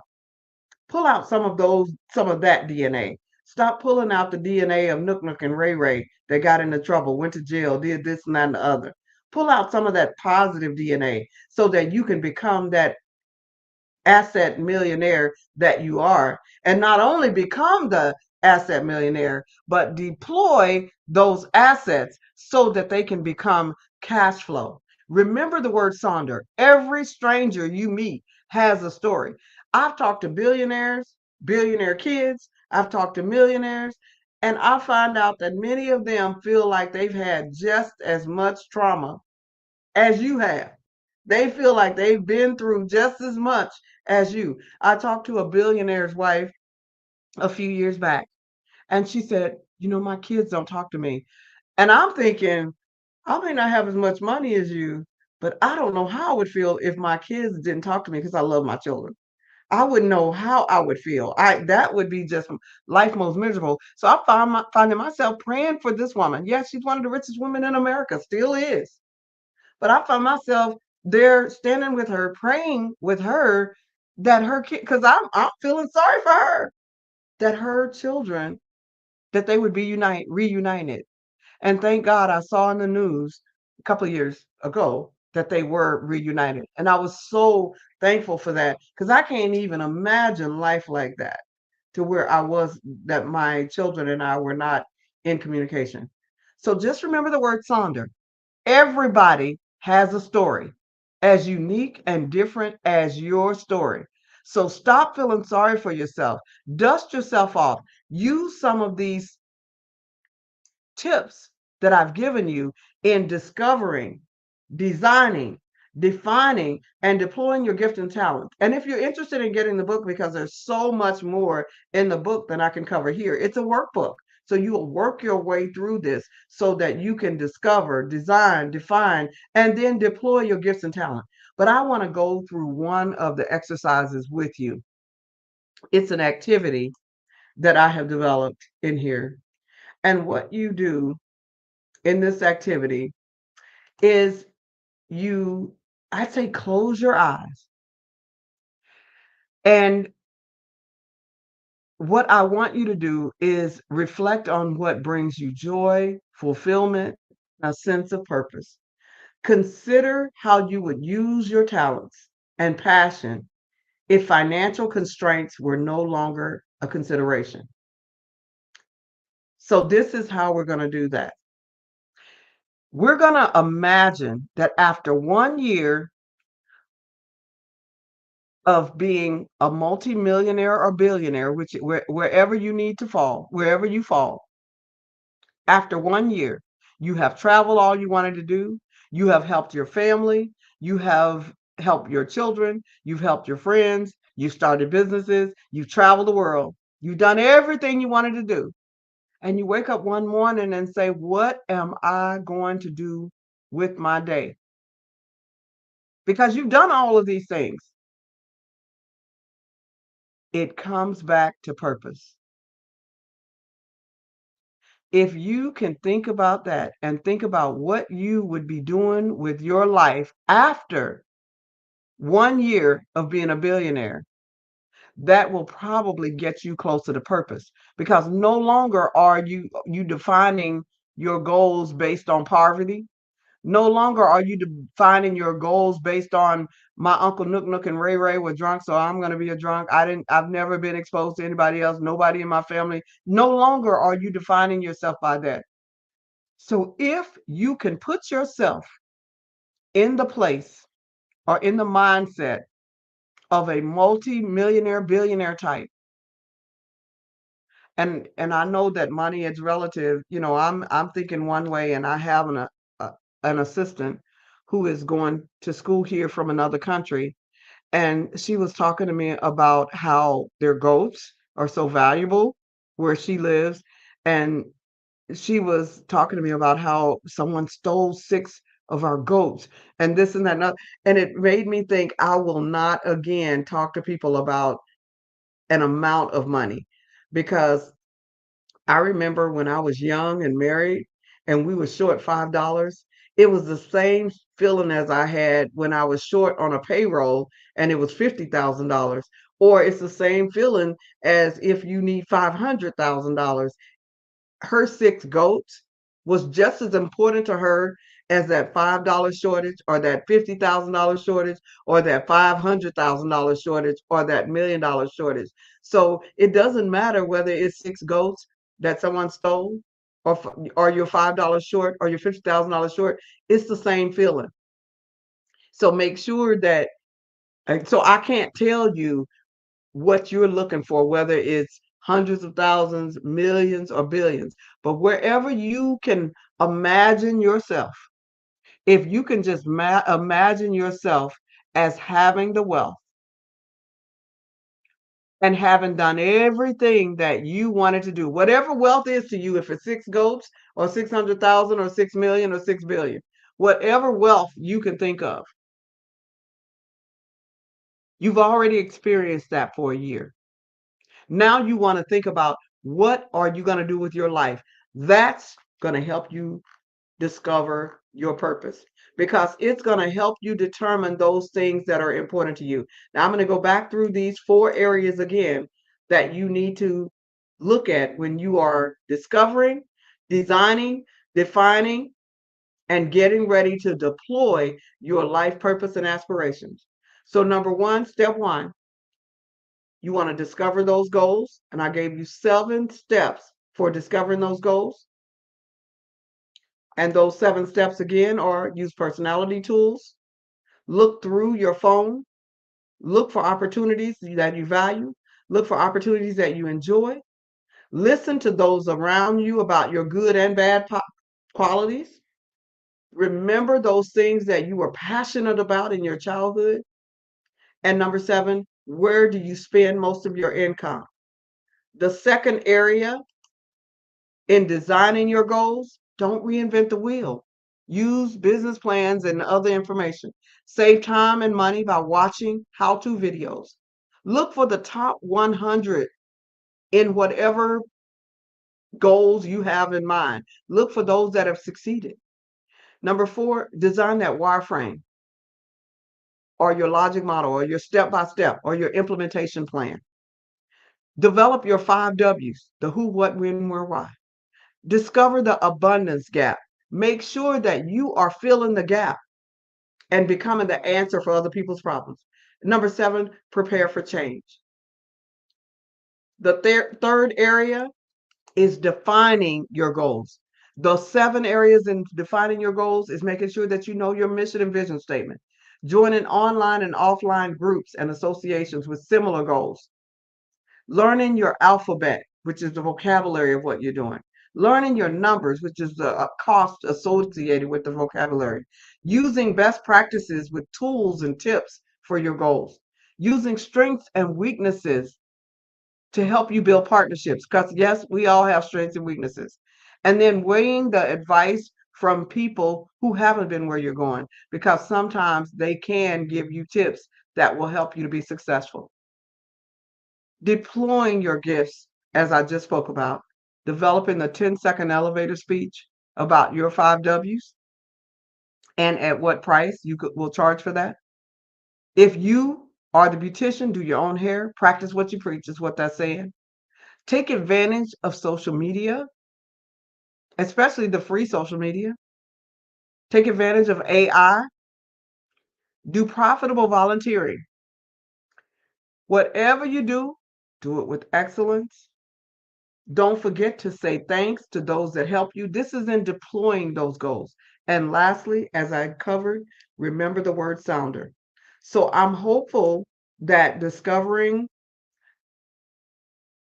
the 4 Ds, which include discovering, designing, defining, and deploying your gifts and talents, will help you whether you're going back to school, whether you're starting a nonprofit organization or a for-profit organization or grant writing, whatever it is that you're doing. If you can keep these 4 Ds for discovering your life purpose in mind, I think it can support you in being successful. And don't forget to exercise, close your eyes, and begin to think about those things that you would do or you would have done for the whole year after you received all of these, your 6 goats, your millions of dollars, or your billions of dollars, whatever it is that make you feel abundantly wealthy. After you receive these things, you've got everything that you need and you've got enough to spare. And you've been successful for this 1 year and you wake up still needing that purpose and you have no financial constraints. What is it that you would do?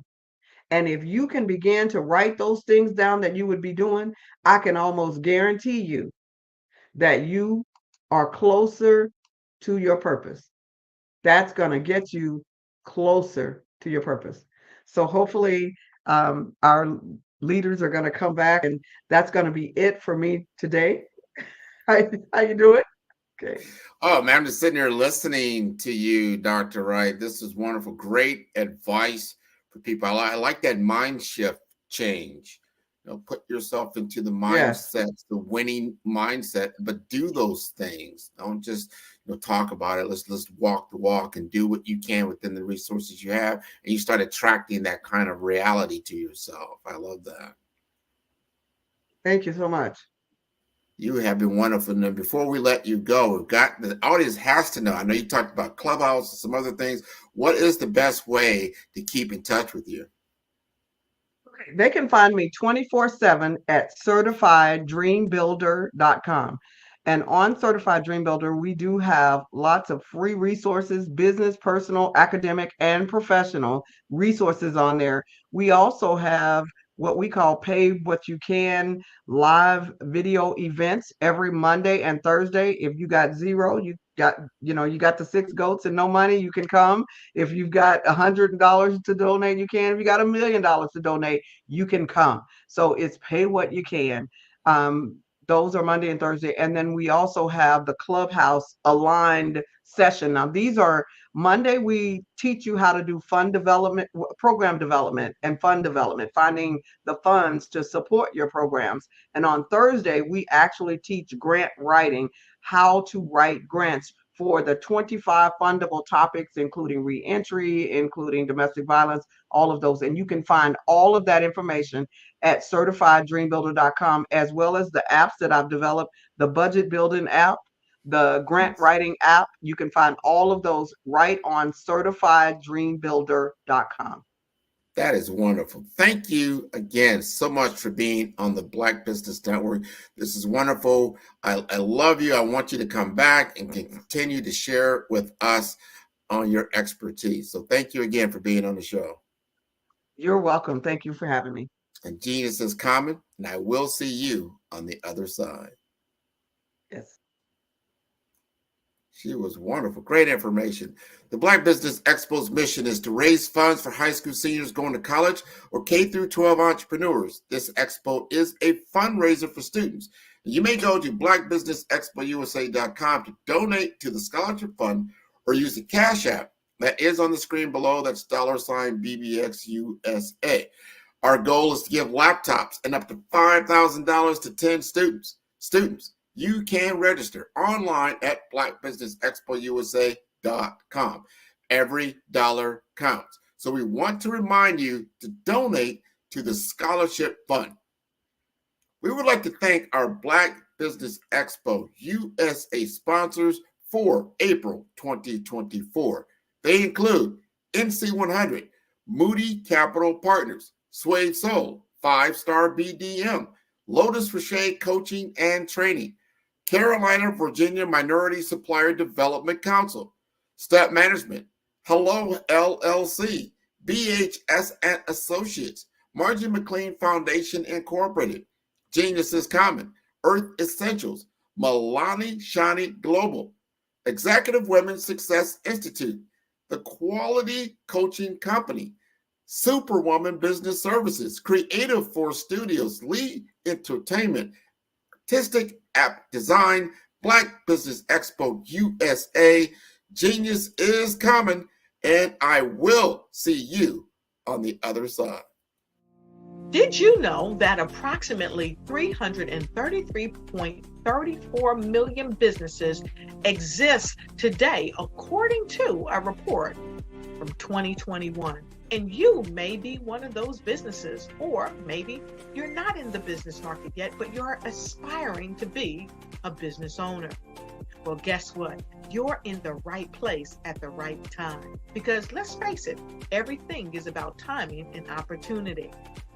Hi, my name is Dr. Lotus Rocher, and I'm the CEO and founder of the Lotus Rocher Coaching and Consulting LLC, along with the Lotus Rocher Ignite Show.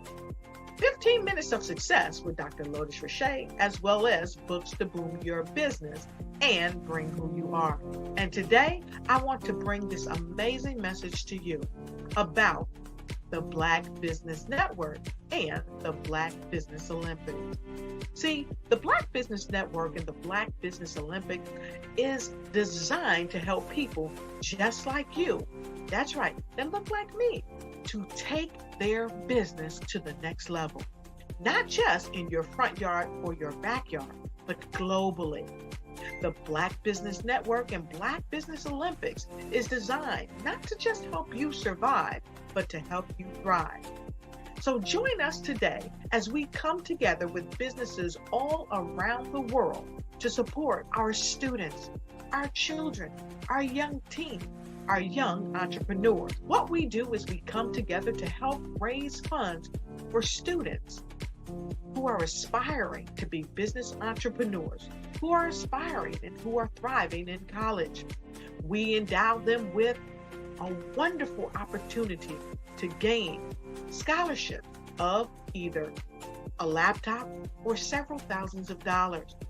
And we invite you to help be a contributor to this amazing opportunity to help someone that looks just like you. So join us today at our website and let us connect with you and help you ignite and take flight in every area of your life on the Black Business Network and the Black Business Olympics.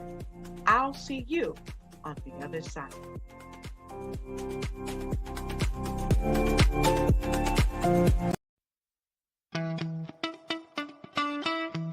How many times have you been asked to help someone you didn't even know, a student, a business entrepreneur, or did you ever even ask, where did they end up? That business, that friend, that entrepreneur. Well, just maybe they ended up in a gang, bankrupt, homeless, or worse, dead. Maybe they turned to crime, drugs, and alcohol. Did you ever wonder? Did you destroy their dream, or was your life always so easy? At the Black Business Olympics, we started a movement to help students complete. Give them hope and foster success. Help them to leave their dreams of providing laptops, computers, and up to $5,000 in scholarship funds. Today, we ask you to help a student, a business owner, or an entrepreneur to realize their dream by sponsoring them, supporting them, and buying from them. Consider this. With $1.6 trillion in our Black community, we only ask for a small donation for our students, our businesses, and our entrepreneurs. And you can change a life today. So I ask you, what are you going to do? Sit on the sideline and watch our students in high school be leaders, miss out on their dream from lack of resources? Or are you going to donate to the movement and change their future and yours as well? Give us a call today at 919-308-9090. Change their life by investing with action to the Black Business Olympic Fund. The Black Business Olympics, one of the largest business showcases of Black business in the history of the world.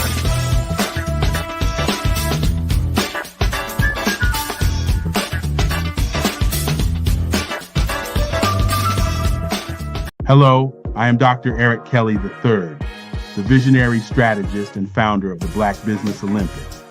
I invite you to showcase your Black-owned businesses on the Black Business Network global stage. The Black Business Olympics is a global Black Business Network platform that propels Black-owned businesses into the international spotlight. By showcasing your business on the Black Business Olympics platform, you can reach a worldwide audience of potential customers, partners, and investors. You can also establish yourself as a thought leader and expert in your field, attract lucrative partnerships, and more speaking engagements. In addition, the Black Business Olympics platform provides a valuable opportunity to connect and collaborate with like-minded entrepreneurs and business professionals from around the world. This can lead to new business opportunities, ideas, and relationships. Finally, by sharing your story and expertise on the Black Business Olympics platform, you can inspire and empower others. This is a powerful way to make a positive impact on the world and leave a lasting legacy. If you are a Black-owned business owner, I encourage you to seize the opportunity to showcase your business on the Black Business Olympics platform. It is a once-in-a-lifetime opportunity to make an indelible mark on the world. Be one of the 1,000 visionary entrepreneurs who are changing students' lives, shaping industries, and leaving an unforgettable legacy for their families. Unleash your voice on our global stage and watch your business thrive. Black Business Olympics is one of the largest Black business showcases in the history of Black business in the world. Yes, the entire world. Just give me a call today at 919-308-9090.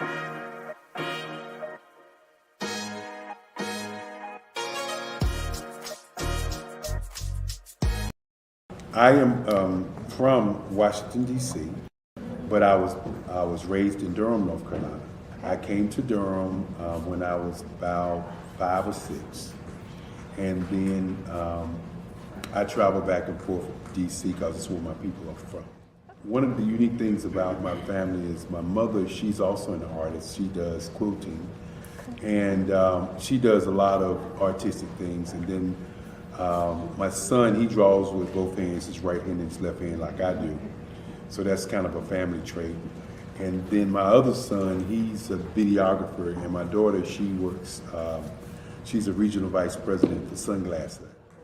When you start out drawing and sketching, you want to continue to explore, you know, each avenue. I do pastels, I do pen and ink, I do painting, I do acrylics. I haven't done oils yet, but I try to do all facets of art. What I say to a lot of times to people is, you know, you can't put yourself in a box when you're an artist. You have to explore. And over the course of my life, I've tried to explore different mediums. I also do sculpture as well. I choose my subjects by the intensity that they have in their faces, or the intensity that somebody is moving, because I do more than portrait drawings. I also do I do abstract, and then I do figurative drawing also. Well, what happened in this particular show is that I started out trying to come up with something that would be a little bit different than what everybody else is doing. So I was working on a Barack Obama show, and they wanted me to do some paintings of Barack. And so what I did was, because of the deadlines, I kind of did it kind of fast. And then I realized when I was doing it fast, I enjoyed it. And so then I started doing other pieces the same way, and I started to enjoy those pieces also. And so I came up with this particular style, and it's a style of lines and colors. And what's interesting is that when I was in college, I did a show called Lines, Colors, and I talked about the boldness of the blacks, the hotness of the whites, and this is how this has come about, you know, later on in my life. And the colors comes from a lot of the entertainers that I work with, where they wear different colors. They don't wear, you know, your plain reds or your whites. They wear different colors, and so that's also another piece of what's giving me the colors. The subtitle of this show is Faces That Speak Life. That's real critical. Faces that speak life. Each one of these pieces is a life source and a life energy that's being put on display for people that are looking at them. You know, I always say in terms of my art, it's not important that I draw them. It's important what you get out of what I draw. You know, I don't try to just draw it because you like it. People wanted me to do prints. I didn't do prints.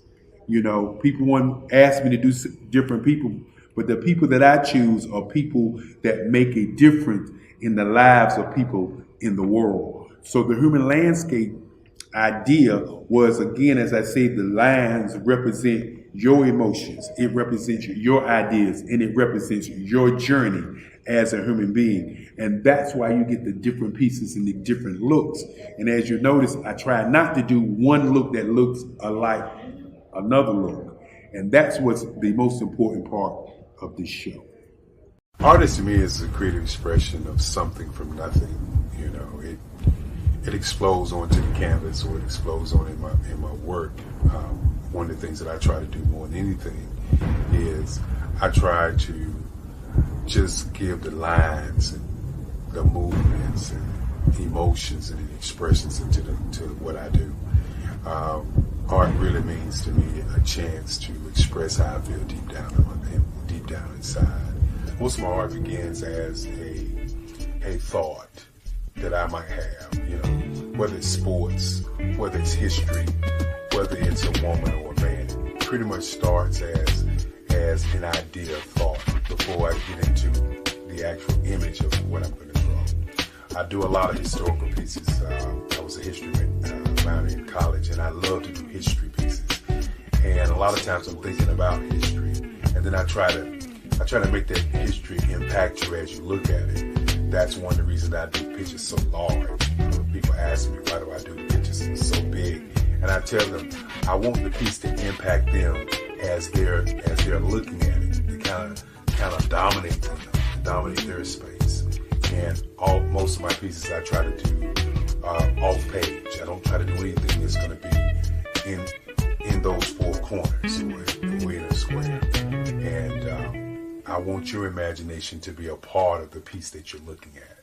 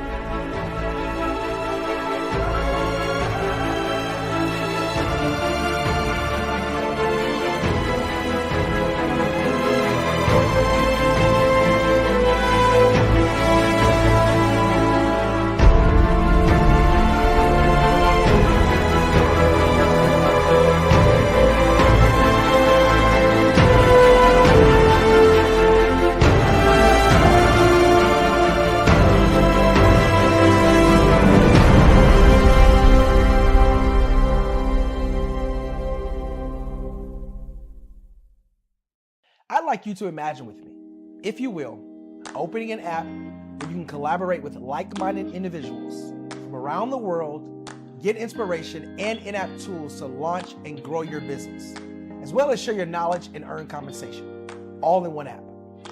Well, the name of that app is Truso, short for Truly Social. Hi, I'm Matthew Newman, the founder and CEO of Truso.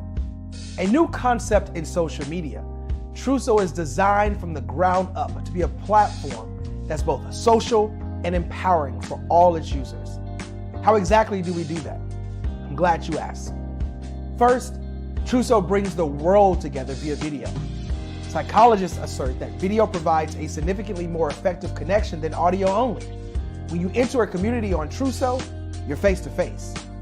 Second, on Truso, you don't have to have 1 million followers to monetize. Our business model allows all hosts and moderators to monetize, no matter the size of your following, by 1, producing fee-based content, and 2, inviting others to join the platform as subscribers. Even more, Truso has an in-app resource library with over 100 free resources, forms, and documents to help you build your brand and grow your business. Third, Truso is inclusive. The deaf and hard of hearing communities make up 360 million people worldwide.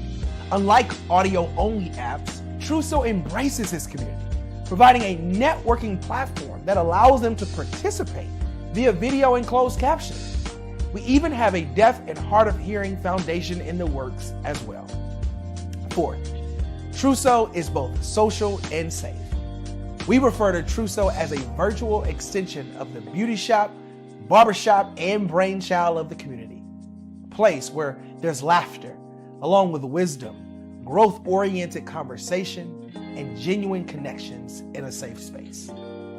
Truso even has proprietary security to ensure we maintain a safe environment for everyone. Where are we at now? Truso is live, y'all. We've launched in beta and we're acquiring users daily. We have an incredible development and marketing team, plus amazing celebrity influencers at the table, helping us spread the word around the globe, beginning within the African diaspora and beyond by creating a safe space for growth, connection, and collaboration. We're truly excited about Truso. We've created something special for which there is a global market. And we invite you to embark on this journey with us as a shareholder. The future for Truso is truly bright. Join us and let's go there together.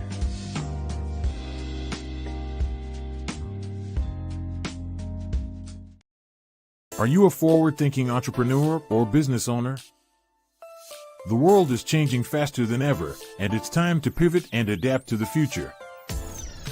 Hello LLC is here to help you do just that. Hello stands for helping enterprises leverage leading-edge optimizations. Our innovative solutions can streamline operations, reduce overhead costs, and give you a competitive edge in a market projected to reach $5 trillion by 2030. By pivoting to the metaverse, businesses can tap into a rapidly growing market that is projected to be a significant part of daily life for 25% of Americans by 2026.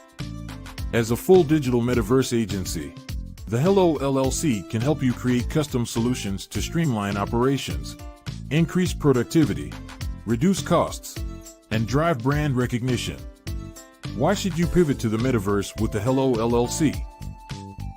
By leveraging cutting-edge technology, you can provide immersive experiences for your customers, expand your global reach, and unlock new revenue streams. Contact us today to make the pivot. Hey everyone, it's Grant McGaw, CEO of 5-Star BDM and host of the award-winning Follow the Brand podcast and TV series, where I help you to build a 5-star brand that people will follow. My genius is personal brand development through intelligent communication and helping you achieve your business and career goals. I am a requested speaker on digital technology and brand development issues. I want to work with you to increase the value of your current opportunities while attracting new ones. Every one of you is unique, and we all share challenges that can be addressed through smart branding. As a super connector, I work with you as an executive coach to guide you along the complicated business and career development road, providing the enhancement tools and information you need to succeed. Together, I will help you succeed in today's challenging business climate. I will evaluate and measure your progress. Best of all, I am right alongside you every step of the way. Build the brand called you. Genius is coming. Follow the Brand TV broadcast host, Grant McGaw, as he visits with top executives and entrepreneurs to find out their secrets of success with their personal brand. Follow the Brand TV broadcast host as he focuses on brand development to build better relationships, bring value to your business, relationships, and career. You will enjoy listening to each episode that is tailored to speak to you directly. If you're looking for this type of clarity in terms of building your brand, you have tuned into the right station. Each episode will help you to shape a conversation in the 5-Star BDM network of 20,000 professionals and become a springboard for your corporate engagement and business opportunities. Each guest will frame their story in the areas of personal branding, business development, career development, financial empowerment, and technology innovation. Grant McGaw explains why he is the CEO and owner of his own professional career. Grant is an accomplished business leader and entrepreneur who wants to give back to individuals to grow their personal brand strategy. Tune in as he weaves his story about new possibilities, while to you exceed expectations. If you love storytelling, this show will make for fun. I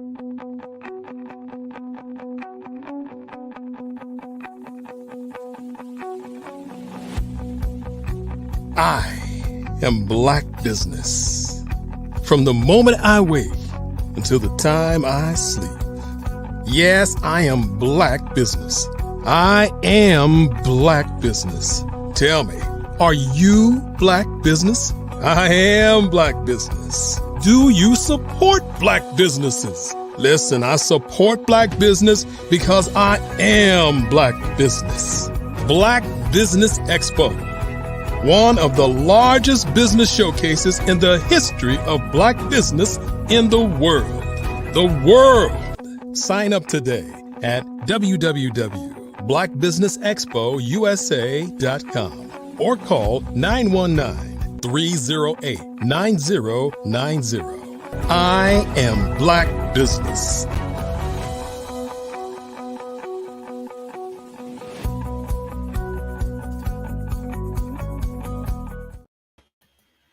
Good day, business owners, entrepreneurs, thought leaders, and corporations.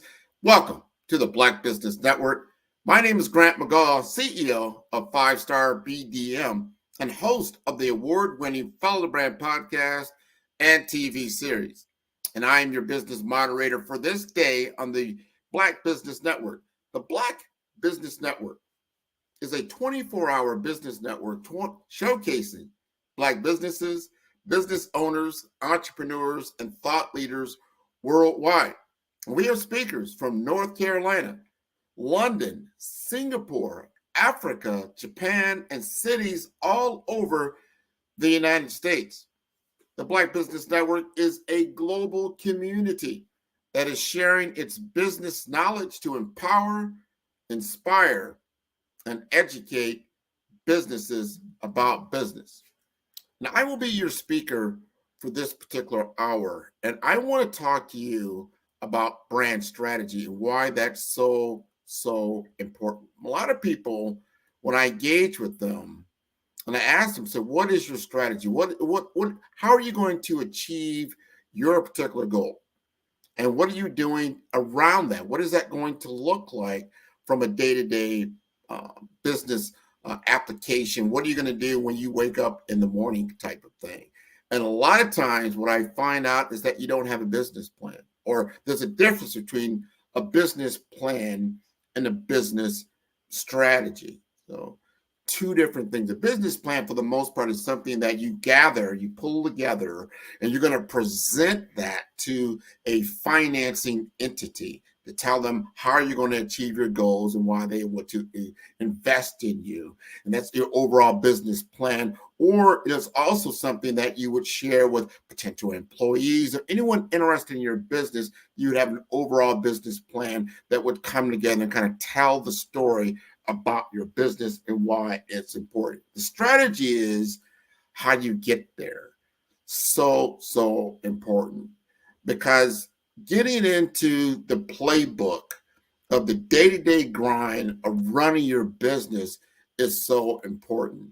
And if you just kind of wake up each day and you don't have a very succinct plan for your Monday, Tuesday, Wednesday, Thursday, Friday, what you're going to do and what is important, what is your focus on, what is your revenue generating activity. And that is so important when you start looking at an overall structure of a strategy of how you attain the goals that you've set out in your mission. And a mission is very, very important, because you look at your mission, you kind of unfold it. Everybody has seen that movie, Mission Impossible.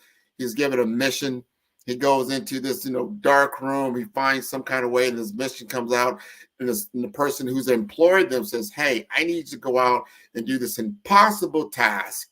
And then if you're successful, you're going to be able to get more opportunities, that type of thing. That's your mission, right? What is your mission state about you? And why is that important? Because if you don't have your mission, this is your guiding overall framework for why you're doing what you're doing. What is the big why that you're here for?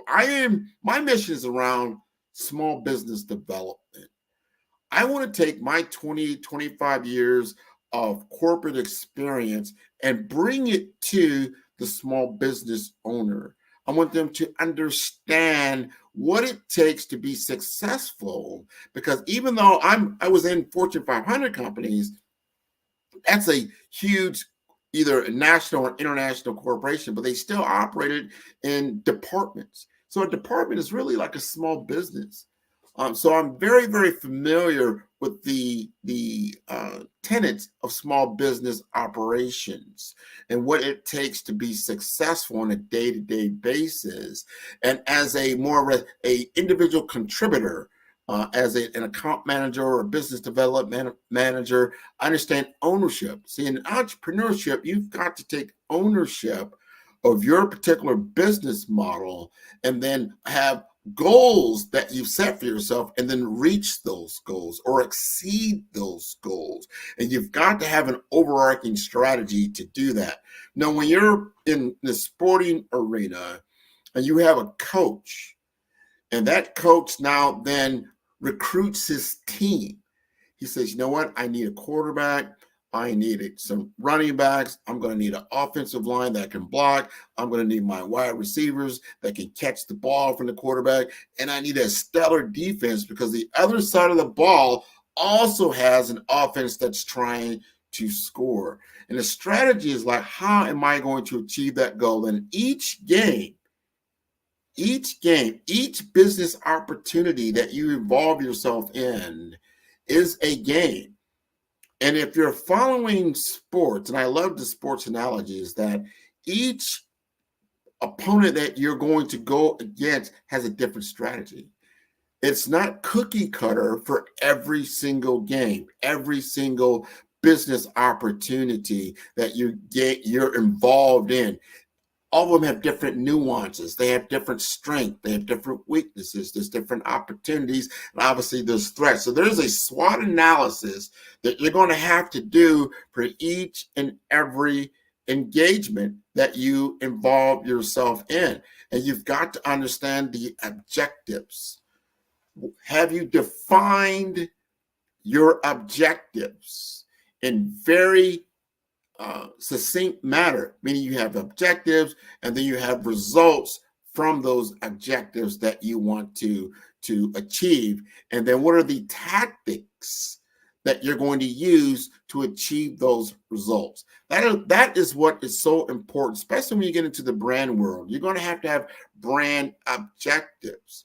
And these are business objectives simultaneously. That's why I do branding and I do business development, because I see them working together a lot of time. If you've got a great brand, that's going to help your business development actually to operate easier than if you did not have a brand, and vice versa, right? Very, very important. So I want to ask you this, and this is from a branding perspective. Do you have a dominating market position statement? What is your dominating market position statement that says, this is who I am? It's a bold statement. It's part of my BRAVE framework that I use in my strategy, BRAVE, right? Because you've got to be brave. You've got to be bold in today's business world, right? So that B is so important when I'm talking about the BRAVE framework. It's a bold statement. What is your dominating market position? My dominating market position statement is that 5-Star BDM, we create 5-star brands that people will follow. That is my dominating market position. That is what I'm leading with. That's my chart. That's my flag. That's what I'm going out. That's like, and when you see my logo, that's what you say, you know what? That's 5-Star BDM. He actually build 5-star brands that people will follow. Those are personal brands. Those are business brands. These are brands that we're creating that has a voice and has a pulse. And that pulse is to have people to follow them. When you have a charge, people like to follow leaders. You have to have a leading statement.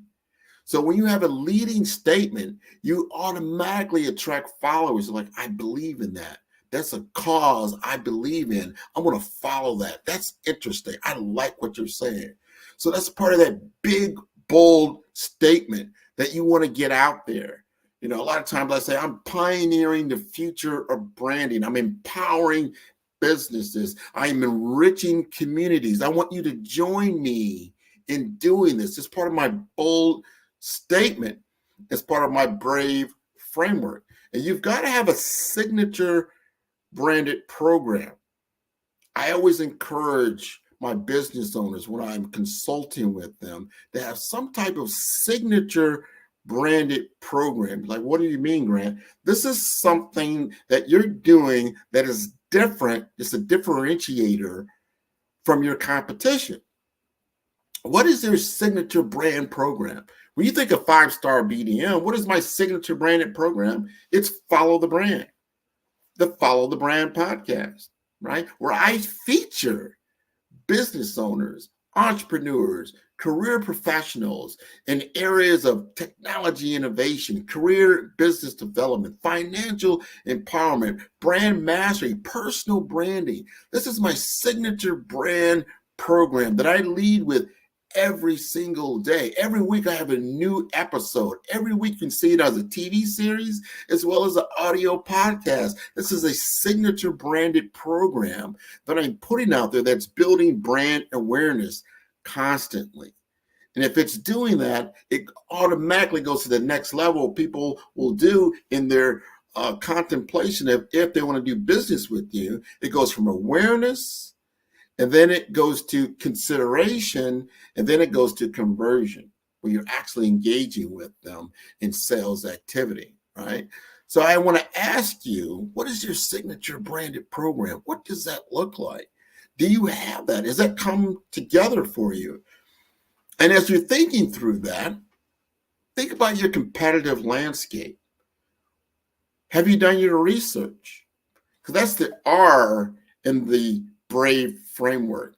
I talked about the B, being bold, your brand identity, right? So important. Your brand strategy, so important. Now we get into the R, that's your research, the market research, and understanding the competitive landscape. A lot of times, and I've seen it so many times, when people want to go into business, it's, you know what, I'm ready. I'm ready to do this. I have the technical skills to be effective in the market. Now I'm asking, all right, define your market. And they kind of fall short. They don't understand what that market landscape looks like. Because if you don't understand the market landscape and what you're operating in, who your competition is, what does that look like? And your competition may not always be another business. It could be the status quo. This is really the biggest, and I have found this so many times in my sales career and my journey in corporate America, that the biggest problem, biggest obstacle wasn't another company that did something similar to my product and services. It was the status quo, the mindset. They did not want to change. They want to keep doing the same thing they've always done. And that is a big inertia that people naturally don't like to change. So you're offering change. And if you're offering change, you have to understand that your competition actually is the status quo. And you need to actually market to that and understand that. And understanding your audience's position, your customer's position. Sometimes people think about positioning, they're thinking about their position in the market, where they're, I'm at the low end, I'm at the high end, I'm offering, high pricing, I'm on low pricing, where am I at? Am I in the niche business? Am I at the more prestige part of the echelon? Like, that's not what I'm talking about. What I'm talking about is the position and the mindset of your consumer, of your target market, of your target persona, the people or the businesses that you're going after. What is their mindset? How do they look at what you're trying to do? And how does that change their business? And is there an impetus to change?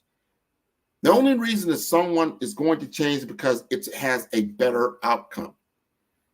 And I have talked to business owners about this very fact, that organizations and people don't buy your products and services, and they get a big What do you mean they don't? They don't buy your product and service. They buy the results.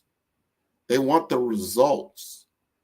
So your positioning has to be around the new results that they will gain if they do business with you. What does that look like? And you have to understand the financial metrics around that. What are they going to gain by working with you and your company that they can't gain by doing what they're doing already? Then it starts, once that's been established, right? Now they're in the consideration phase. And then they start thinking, all right, I hear what Grant's saying. I see what 5-star BDM does for products and services. I see that they're offering a different result that's 5x, 10x better than what I have today. I'm going to consider that. And you know what they're going to do then? They're going to do more research. They're going to start saying, okay, I have 5-star BDM over here. Let me see companies that are similar to his and see if I can get a similar result by working with them, but maybe at a lower price point or something to that effect that I can't get from them. Now they're starting to do research on you. And that's when you need to understand the other part about knowing your competitive landscape, understanding the market size, understanding who they're going to truly go to get that comparison, because that's all they're doing. They're going to compare you with someone else. What does that look like? So you need to understand those competitors in that space. And if you understand that competitor in that space, you can even recommend to them, you know what? You need to go talk to so-and-so or talk to so-and-so. They do something similar to me. You're going to find out some things, but you already know your heads and tails above them. You already positioned yourself through your messaging that everything they're going to potentially get from them, you're going to be able to offer them something better. And you have an irresistible offering for them that the competition cannot deliver as well. And that's part of the foundations of driving brand and business development. And I want you to understand this at a very high level and understand the language of business. What are you talking about, the language of business? The language of business is money, understanding profit, understanding revenue, understanding return on investment capital, and the values of time. This is what they want to understand. They want to understand revenue potential. And what does that look like? You need to have a differentiated strategy that talks to this and talks in the language of business. So if you're only talking in products and you're only talking in services, you have not spoken in the language of business. You're only spoken in the language of the technical aspects of what you're trying to get across. And I've seen this over and over again in a lot of the companies that I work with, that they had this particular issue, that their messaging, their marketing was always in technical language, but they're not talking in the language of business. The language of business is financial. So when you understand financial language, that you can then explain them and understand that it can enable this financial gain through a technological edge or an enablement tool, you start to get their attention at the highest levels, right? Because that is what the C-suite is really, really about. They're kind of the banker of that organization. They're only going to invest capital if it says they're going to get more capital in return. So if I give you $1 today, I'm going to get $10 next week. That's a great deal. And if you can articulate that kind of development with your business, it becomes a no-brainer why they're going to do business with you instead of someone else. Because if they're only articulating it at a technical level and they haven't articulated at a business level, they're going to be behind the 8 ball. You're going to win the deal, right? Because you understand the strategy. Now you've got a service strategy that goes in. You've got considerations that's so important. Then you start talking about success factors. What are your success factors? What is the strong network that you have, the unique value proposition? You're delivering measurable results. Because they're going to know, like, okay, Grant, I'm now considering you for this. Prove to me that you can deliver. Show me that you can do this? Can you show me another company that you work with like mine and deliver results? These are where your testimonials are so important. Your referral network is so important. Someone that vouches for you, someone that will advocate for you because you've delivered the results. This is one of the big things that people get in the sales game. Not because they just don't like salespeople, it's that they look at them and they're not trustworthy. They're not speaking the truth. And the reason why they get that kind of connotation because they don't tell people about the results. They start talking about the product and the service. And remember, people don't buy those things. They buy the results. So if you can talk about the results, you're going to be much further along. People are going to trust you more because, hey, you have a proven method, right? It's proven. I see it. 1 + 1 = 2 in his world. It's not a wiggle room. It's not a maybe here.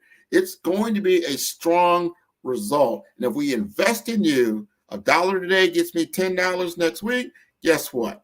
I'm definitely going to roll the dice and we're going to work with you because it's always a risk factor in anything that you do. And if you can articulate the risk before they do articulate the risk, because I guarantee you, depending on what it is that you are presenting to them as an opportunity of investment, they're going to look at the risk mitigation. Any chief financial officer is going to look at the risk. What is the risk? I can lose that $1 that I invested with you. Okay, what does that cost us? We lose that $1, lose that time, lose all those different things. But if we win, we gain 5x, 10x in amount enough time. So they weigh those things out. If you can articulate those things as strengths in your particular proposal that you're putting together, you're going to go a long way. And then you could talk about the weaknesses. Don't let them assume weakness. There's always weakness in every proposal. Anything in life has strengths and weaknesses. It's just part of nature. What are those weaknesses? What are the conditions that could actually upset the result that you're trying to gain from doing business with you? And if you can articulate those things, it's going to go a lot better. I know in the world I was in technology, there's always risk. And I would have conversations around that. It's like, well, Grant, what is the risk? I want to get the results. The risk is, a lot of times, is adoption. Will your workforce adopt this new technology and utilize it? Because if they utilize it, we're going to get the result. If they don't utilize it, you won't get the result. It's like, I'm going to buy this car, but then they don't drive the car. It doesn't give you the result that you're looking for because that enables you to get to another location.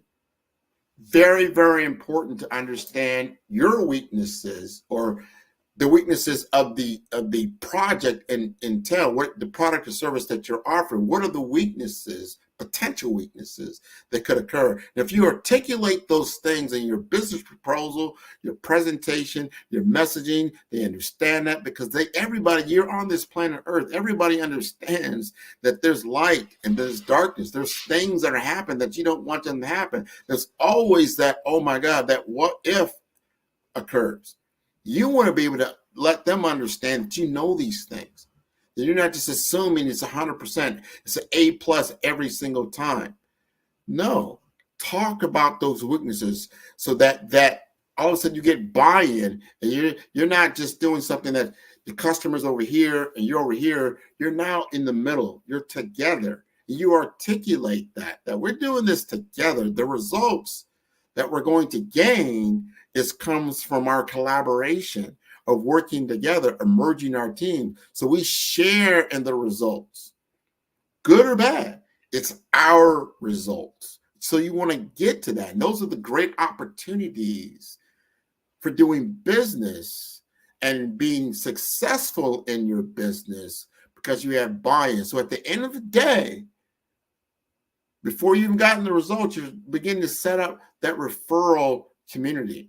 People will speak very highly of you, especially when you're not in the room.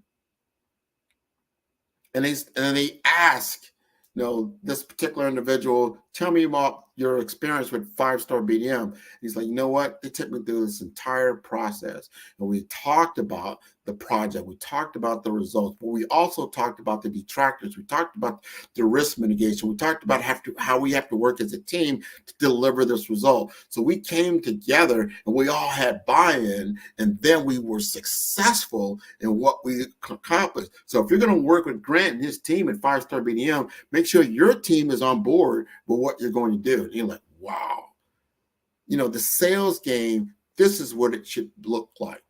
This is how this should work.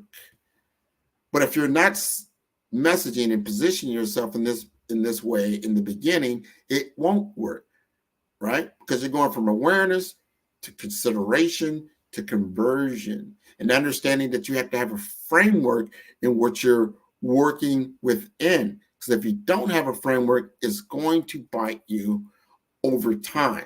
So my framework, again, is the BRAVE framework. We talked about being bold, that B, that brand identity. So important. Brand strategy, developing what that strategy is going to look like. We talked about research. You've got to do your research. You've got to understand your positioning. You got to understand your client. This is one of the big statements I make almost every single time I talk to an audience, especially around business. You have to understand your client and their situation and their problem better than you understand your own product and services. You will be so successful if you understand their problem, understand their situation much better than just your own product and service, because you're expected to know that. But if you articulate your understanding of their business problem and where they're at, and you can solve that big problem, like, you know what? We went out, we talked to everybody. We talked to IBM, we talked to Cisco, we talked to Lucent and Vi, we talked to all these different people. They couldn't solve the problem. You can solve the problem. Show me. And if you solve that problem, your goal. So you've got to understand that, right? And then you start to develop, once you've got that put together, and you really start to get into your audience, and you really start to understand your audience, and you understand their persona in the brand world, the marketing where you talk about your persona. What is that? That is your ideal client, what they look like, who they are, what their needs are, how they do business, what are their interests, what are their psychographics, their demographics. They get into all these kinds of different things. You need to understand this and live this reality with them, because if you start to see that there is a big problem here that does need to be solved, and my product or service is not on point, it's not quite there, that allows you to go back and do some reiterations, to change some things. That's why there's always new versions of software that come out. You don't stay on the same version. If you're using ChatGPT right now, first came out, it was at 3.5. When it first came out, people were like, wow, because it was new. They didn't know what it could do, but it did it very fast. It did it super fast. But then it started to see, it's not very human-like. It's very, very, scientific and very analytical. It doesn't have any emotional content. It's just a little off. So they came out with ChatGPT-4. They listened to the feedback that they were getting, and then they came out with a whole new version that became, this is now the paid version, but guess what? It's worth paying for because it begins to speak in the language of humans, and it became easier to articulate. It became faster to use and incorporate into your business. Very, very important to understand as you come out with a product or service that you know that you're going to have to innovate it. It's going to have to change over time. And that change comes from working with the audience that you have, right? Your clientele that you have, because customer behavior, customer segmentation, so important. The delivery on your promise is so important. So if you make a statement and you want to deliver on that promise, you have to understand that you're going to make changes, but you have to have open communication, open dialogue with the people that you're working with. So they have to understand that. If you talk to a lot of Fortune 500 companies, and they have their vendor list, and they depend on these vendors, right, for successful projects, because that's how they are promoted forward in their corporations. They have to have true open dialogue. You want to have true open dialogue with your particular business opportunities and clients and companies that you're working with, so that there's transparency that's taking place. This is going to help you with your business development. It's going to help you with your blueprint and your strategy. You're becoming more visible. This is when you start to accumulate what I call your assets. You're getting your assets together and understanding what those assets truly look like. An asset is something that's valuable, right? And it's valuable to you and it's valuable to your clients. What does that look like? What are the aesthetics around that? So that your brand and its aesthetics and the assets, they all have style, they all have personality, and it's something that you can then go to that V world, which is making it visible. Your visibility and your vision action plan is so important, because that details the tactics that you will utilize to achieve your objectives. So important. How are you going to get the results? You've got to strategize around them.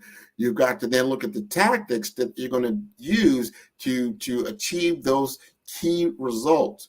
And you've got to have advocates. You've got to have your stakeholders. That's why I talked about earlier about having transparency, because you can't do it alone.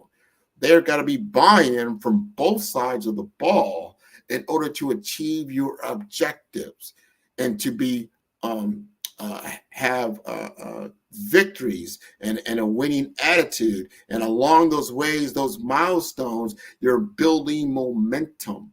So when you get into that V world, you're making it your visibility. That's like driving down the football field. You're making a bunch of first downs and you celebrate. And you see how you get a first down, the crowd goes wild, right?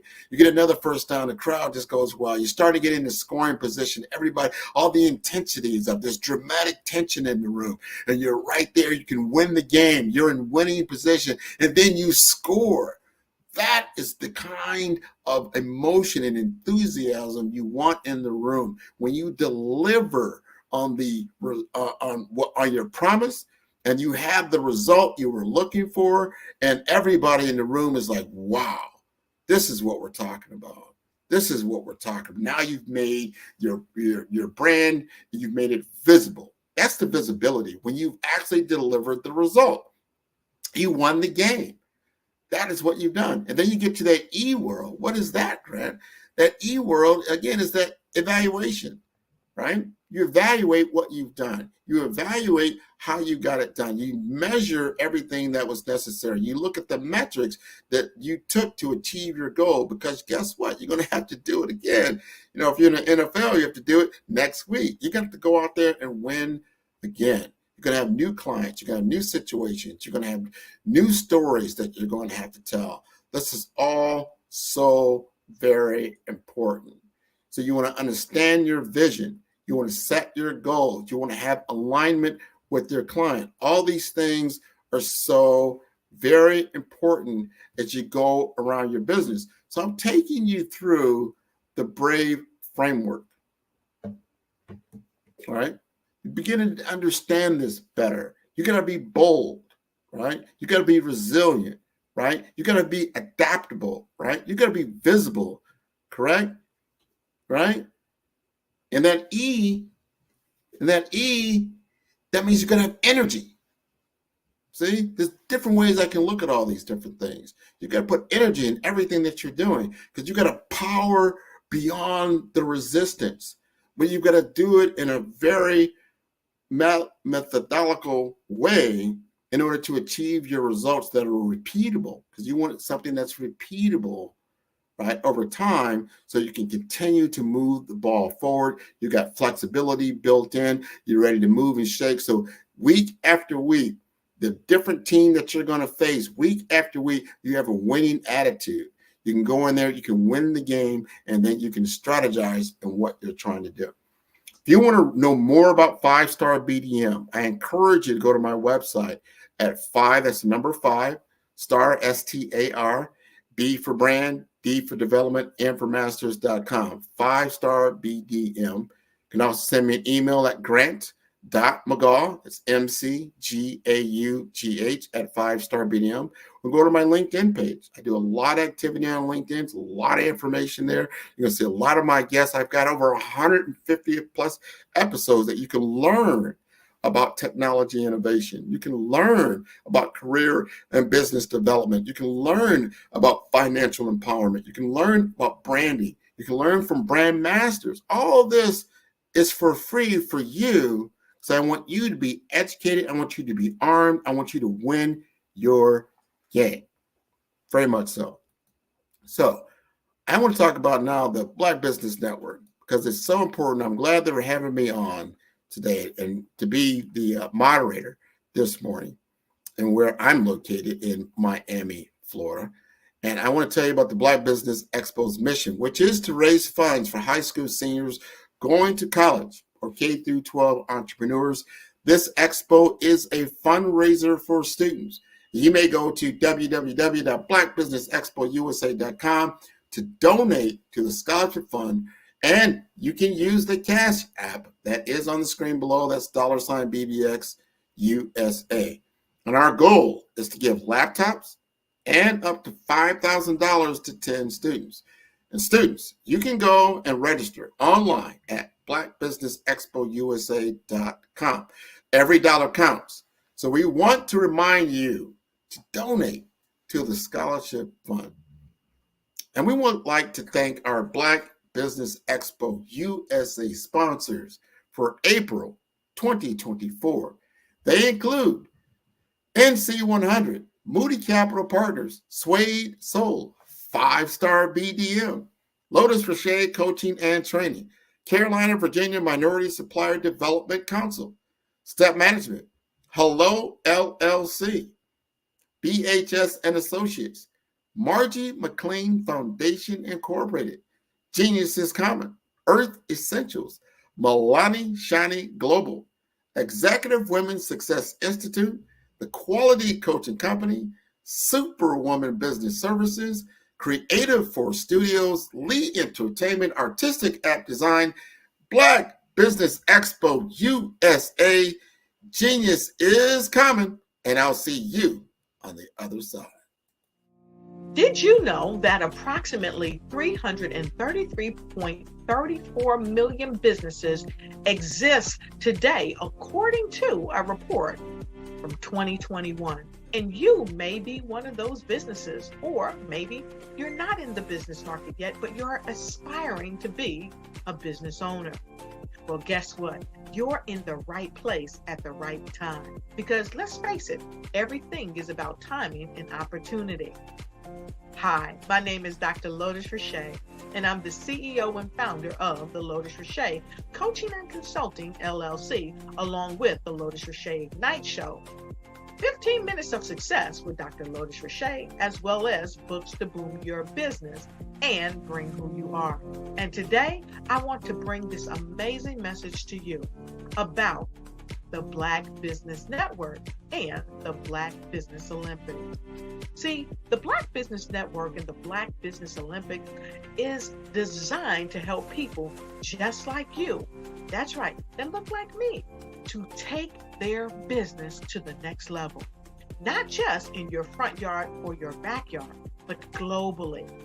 The Black Business Network and Black Business Olympics is designed not to just help you survive, but to help you thrive. So join us today as we come together with businesses all around the world to support our students, our children, our young teens, our young entrepreneurs. What we do is we come together to help raise funds for students who are aspiring to be business entrepreneurs, who are aspiring and who are thriving in college.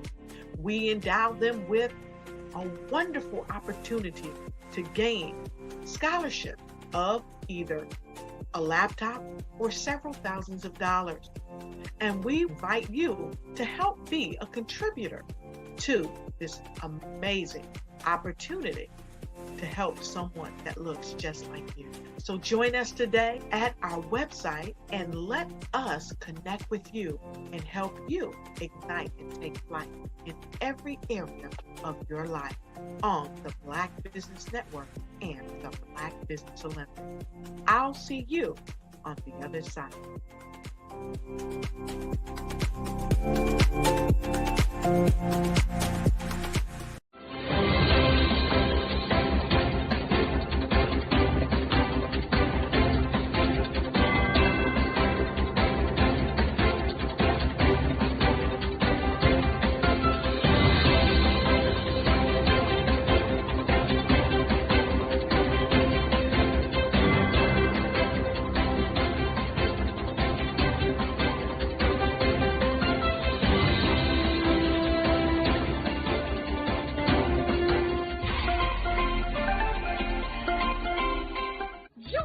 Dr. Eric Kelly III and a host of phenomenal speakers from all around the globe for this 7-day virtual event that you don't want to miss. The mission of the Black Business Expo is to raise scholarship money from kids all the way from high school all the way from college. The Black Business Olympics is one of the largest Black business showcases in the world. It is an opportunity for businesses and companies to showcase their businesses globally. We are going to be giving away laptops up to $5,000 away to students. Again, I'm Olivia Appleberry, the founder of 2 Cents Finance and one of the speakers for the expo. I am so excited to see you there. For more info, go to www.blackbusinessexpousa.com or call 919-308-9090 and hope to see you there. I am Black Business. From the moment I wake until the time I sleep. Yes, I am Black Business. I am Black Business. Tell me, are you Black Business? I am Black Business. Do you support Black businesses? Listen, I support Black business because I am Black Business. Black Business Expo, one of the largest business showcases in the history of Black business in the world. The world! Sign up today at www.blackbusinessexpousa.com or call 919-308-9090. I am Black Business. I am Black Business. From the moment I wake until the time I sleep, I am Black Business. I am Black Business. Are you Black Business? I am Black Business. Do you support Black businesses? I support Black business because I am Black Business. Black Business Expo, one of the largest business showcases in the history of Black America in North Carolina. Join Dr. Eric Kelly III and a host of phenomenal speakers from all around the globe for this 7-day virtual event that you don't want to miss.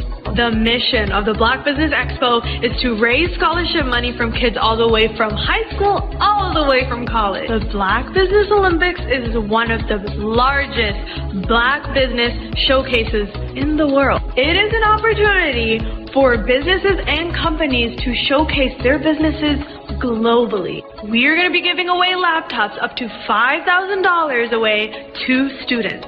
Again, I'm Olivia Appleberry, the founder of 2 Cents Finance and one of the speakers for the expo. I am so excited to see you there. For more info, go to www.blackbusinessexpousa.com or call 919-308-9090 and hope to see you there. I am Black Business. From the moment I wake until the time I sleep. Yes, I am Black Business. I am Black Business. Tell me, are you Black Business? Black Business Expo, one of the largest business showcases in the history of Black business in the world.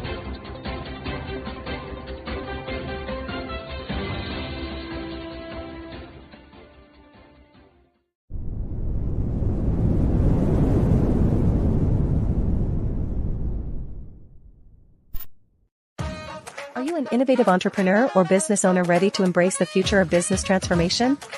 The world is evolving at an unprecedented pace, and it's crucial to adapt and pivot towards success in this dynamic landscape. At the Hello LLC, we are dedicated to guiding you through this transformative journey, offering a comprehensive suite of services that extend beyond the metaverse and 3D immersive experiences. Our mission is to empower businesses and brands by assisting them in building, branding, systemizing, and automating their operations. We specialize in steering businesses from a two-dimensional existence to a thriving three-dimensional presence, where opportunities abound. We help businesses harness the power of technology to work smarter, not harder, enabling them to operate efficiently and stay ahead of the curve. Our diverse range of services includes: Our Biz in a Box is a complete business solution package designed to jumpstart your entrepreneurial journey. From strategic planning to digital infrastructure, we've got you covered. Your one app, one tap solution. Our Motion Work AI videos transform your brand storytelling with our cutting-edge AI-driven video production, captivating your audience like never before. Our 3D VR environments will step you into the future of immersive experiences. With our custom 3D virtual reality environments that engage and captivate your customers. Lastly, in our Pivot membership program, we offer tailored guidance and support to either show you, teach you, or take care of the transformation process for you. According to a 2023 study by Fundera, a staggering 28% of small businesses in the United States do not have an online presence. This statistic underscores the importance of embracing digital transformation. Having a website is more than just an online presence, it's a gateway to unlocking numerous benefits, including reaching a broader audience, showcasing your products or services, generating leads and sales, establishing trust, providing customer support, and maintaining competitiveness within your industry. The Hello LLC is committed to helping you excel in all these aspects of modern business, not just limited to the metaverse alone. Why should you choose the Hello LLC to navigate this transformational journey? By partnering with us and harnessing cutting-edge technology, you can provide immersive experiences for your customers, expand your global reach, reduce operational costs, and enhance brand recognition, all while working with a company that holds integrity in high regard. Our commitment to ethical and principled business practices ensures that your journey towards success is not only innovative, it is also firmly rooted in trust and transparency. Don't wait. Take the first step towards a brighter business future. Contact us today to explore how we can support you in developing a remarkable digital presence and immersive experience that will leave a lasting impression.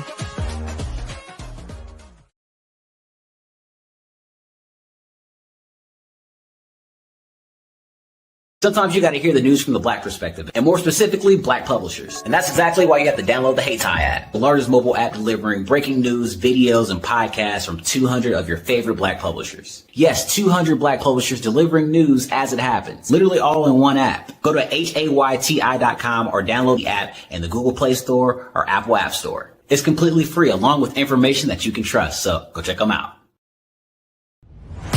Social media is evolving. It's more vibrant, more colorful, more energetic, and so are you. It's not just photos anymore. It's video, it's audio, it's subscriptions. And now there's Fanbase, a new monetized social network. Fanbase delivers the complete native app experience with full content monetization for every user. No algorithms that shadow ban your engagement or growth, and no ads.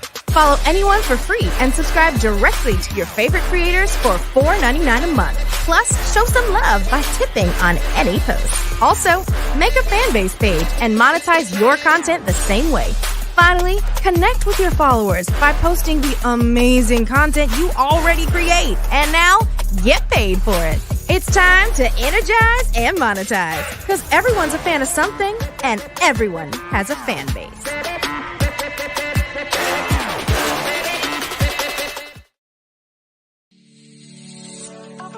Did you know that our black dollar only lasts for 6 hours in our community?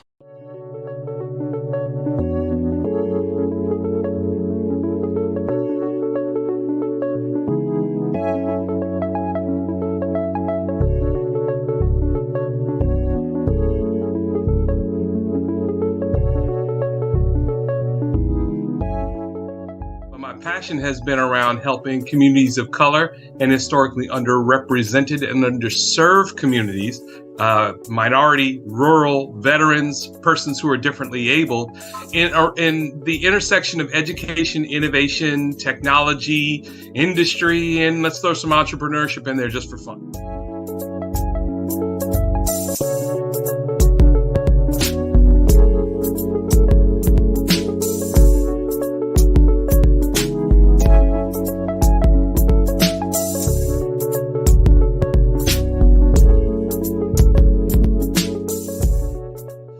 See more around innovation, incubators, accelerators. I love the idea of going from innovation to commercialization.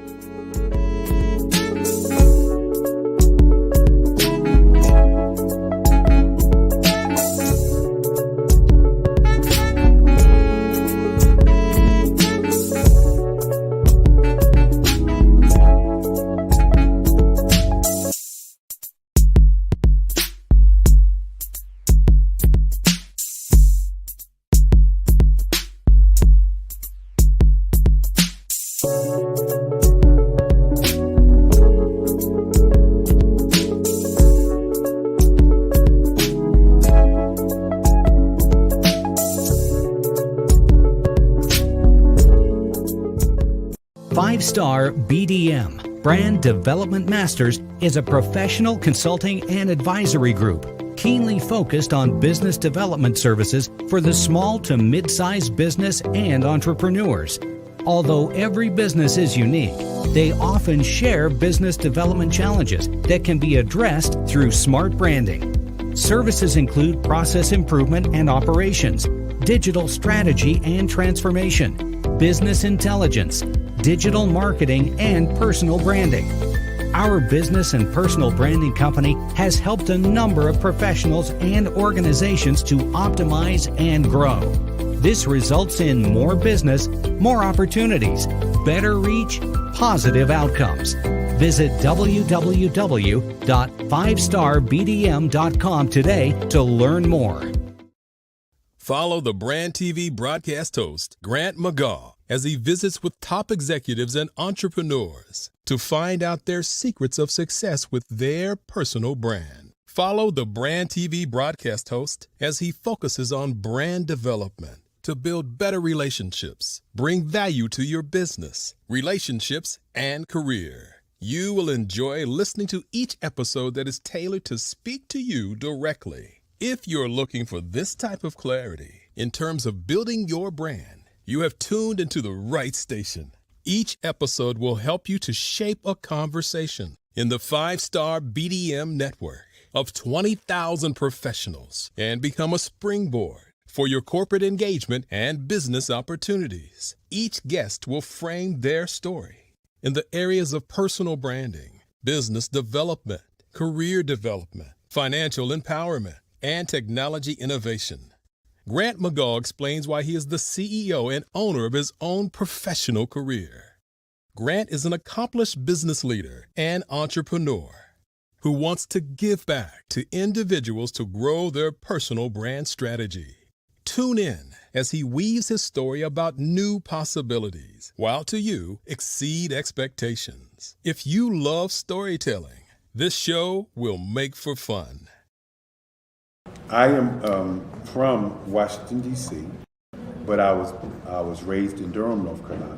I came to Durham when I was about 5 or 6, and then I traveled back and forth to D.C. because it's where my people are from.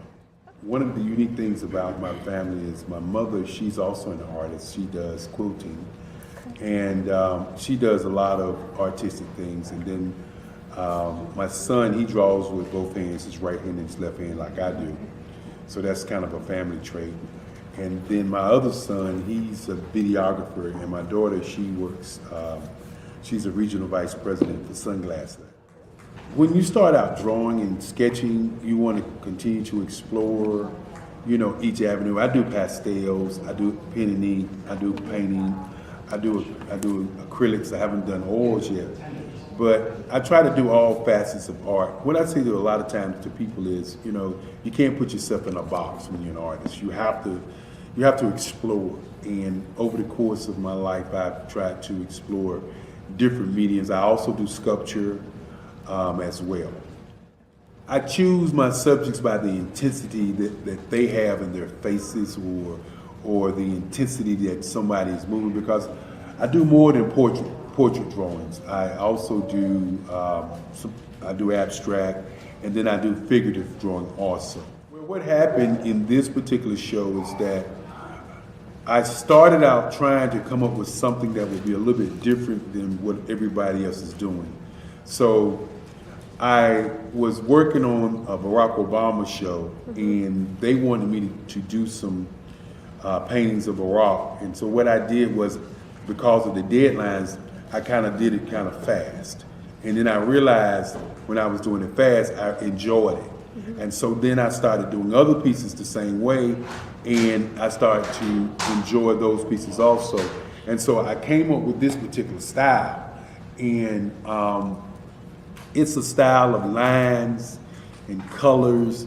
And what's interesting is that when I was in college, I did a show called Lines, Colors, and I talked about the boldness of the blacks, the hotness of the whites, and this is how this has come about, later on in my life.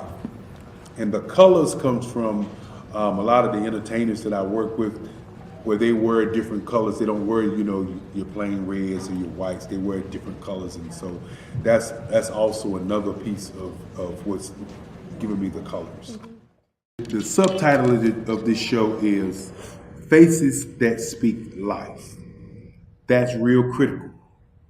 Faces that speak life. Each one of these pieces is a life source and a life energy that's being put on display for people that are looking at it. I always say in terms of my art, it's not important that I draw them. It's important what you get out of what I draw. I don't try to just draw it because you like it. People wanted me to do prints. I didn't do prints.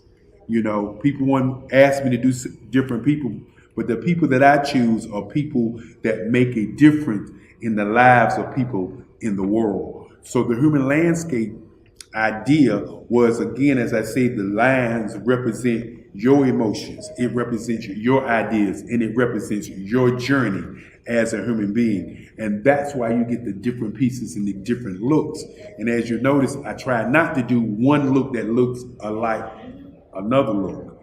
And that's what's the most important part of this show.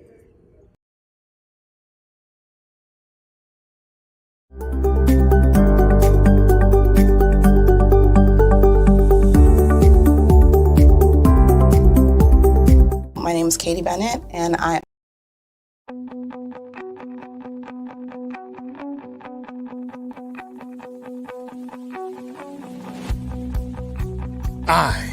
am Black Business.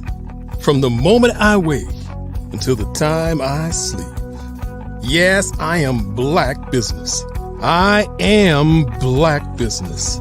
Tell me, are you Black Business? I am Black Business. Do you support Black businesses? Listen, I support Black business because I am Black Business. Black Business Expo, one of the largest business showcases in the history of Black business in the world. The world! Sign up today at www.blackbusinessexpousa.com or call 919-308-9090. I am Black Business.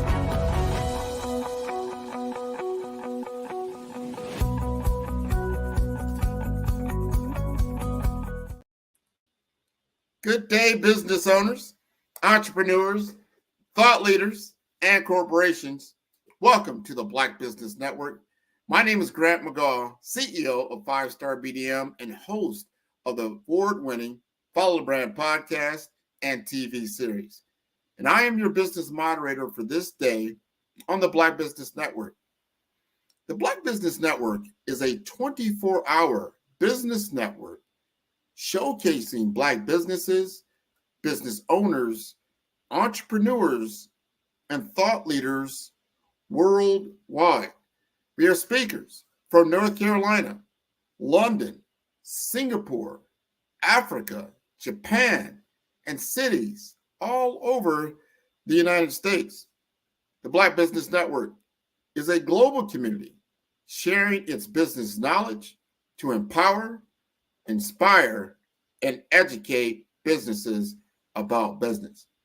And it is my pleasure to introduce a truly dynamic force, Andrea Adams, a powerhouse who not only shatters glass ceilings, but also dives into life's adventures with unbridled enthusiasm.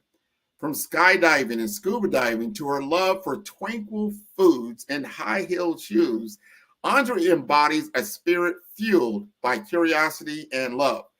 An avid reader and pivotal figure in the literary community, she co-founded the Keg Book Club, Keg Kids Book Club, and Keg Twins Book Club, and hosts the vibrant podcast Book Babble, where good books are discussed with gusto and a touch of flair. Andrea's journey in empowerment and leadership was ignited under the mentorship of Les Brown and further shaped by John Tallarico at the Proctor Gallagher Institute, where she learned to harness her power voice. Today, she is a celebrated speaker, coach, mentor, and television co-host, passionately dedicated to inspiring others. Her work with the Global Kids Speak Oratory Club is transforming young lives worldwide, helping them to master communication and public speaking. As a multi-best-selling author and the entrepreneurial mind behind Adoranami Learning Institute and Caribbean Things by Adoranami, Andrea remains a vibrant advocate for A21.org, striving to end modern-day slavery. Let's welcome the sassy, bold, and unapologetically impactful leader, Andrea Adams, to the stage. Hello, Grant. Thank you so much. Ooh, that does not sound like me. I love when you read it. That is all you. That comes from you. You've been doing a lot of great things in your life. I really appreciate you. I can't wait for you to share with us all these golden nuggets of wisdom. Genius is coming, and I will see you on the other side. Wow, thank you so much. Oh, it's just an honor, a privilege. It's just exciting to be here again on the Black Business Network. As Grant grandiously introduced me, I am Andrea Adams. Today, I will be talking a little bit about utilizing self-acceptance as a way to give you a better you for tomorrow. As we all know, as business owners, we can walk the walk, talk the talk, but if we are not great with ourselves, there will be a point where we reach the burnout, or there will be a point where we will just have that limitation and we can't find ourselves going any further. And one of the ways to be able to get ourselves over those hurdles and not reach to a place of burnout, or not to reach to a place where you're limited, you have to first of all do so by checking with you. And how do you do so is by accepting you, utilizing tools that help you to communicate with yourself so that you can become the best version of you. Of course, as business owners, many of us, we want to just be superheroes and we want to make the world a better place. That's why we create so many great things, so many great products and services that actually helps others. Because as we know, our purpose always lies with helping others. But in order for us to reach to that place where we can fulfill our purpose, in order for us to make the world this better place, we have to ensure that we can give the world a better person. And how else can we do so other than by self-love and self-acceptance? So I'm not going to hold you any further. Let's dive in a little bit into some of the tools and how you can use self-acceptance to free you, to heal you, and to help you to lead a life of radical contentment. Remember that compassion frees you and it heals you. Imagine that. Nothing is greater than freedom and feeling healing within your life. So When you think of having good emotional health in terms of happiness and self-esteem and self-confidence and optimism, mental toughness is what comes to mind, because these are things that we have to work on. You cannot have a fickle mind and be able to achieve these things. You might not consider the ideas of self-love and self-acceptance and self-contentment. Some people don't even think about that. They just go from day to day. But if we really think about it, each and every one of us, we're really and truly trying to reach to a place of contentment. Contentment is a place where we don't need anything and where we're completely satisfied as we are, just as our life is. How many of us are not at that place because we're always seeking more? We cannot find that place of contentment. Think of how many things that we do every day in order to feel content. And you may say, hey, I have reached a stage of contentment, but are you? Do you find yourself sometimes saying things to impress others? Do you say or do things to avoid being ridiculed by others? Do you work a job where you don't like so you can make more money to buy things so you can impress others? Do you exercise and diet beyond what is reasonable to look a certain way to have the approval of others? The list is actually endless. We spend a lot of time during our day trying to feel contentment. And even if we have not recognized it, naturally and innately, we are seeking contentment. However, these things aren't the path to radical contentment. Here's a little quote by Brené Brown. It says, the truth is, belonging starts with self-acceptance.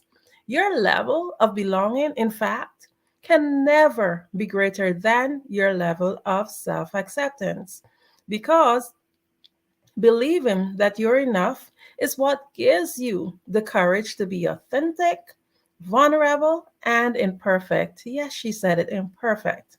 Because what is perfection? So, what is accepting? What is self-acceptance? There are many ways to look at self-acceptance, but some are more constructive more than others. So it would be a mistake to think of self-acceptance as a blanket acceptance for weakness or bad habits or negative tendency, in the absence of responsibility to continue to improve. Self-acceptance is not, it's absolutely not an excuse for you to become lazy. So please don't take my words as if I'm telling you, oh, just become complacent. You need to be content. You can still be content and you can still advocate to have self-improvement in your life. It also doesn't mean that you accept your fate and determine that nothing should be done to change your life. Self-acceptance is a reckoning within yourself. It is an acknowledgement of your shortcomings, your character, your strengths, your habit, your tendency. It's about facing the truth and accepting what the reality is. So once you know where you are, you can make a reasonable plan to move forward. Self-acceptance ultimately leads to contentment. So in order for you to get to that place of contentment, we have to really and truly understand what self-acceptance is and work our way to accept ourselves. Once you've gained self-acceptance, then what happens? You gain confidence.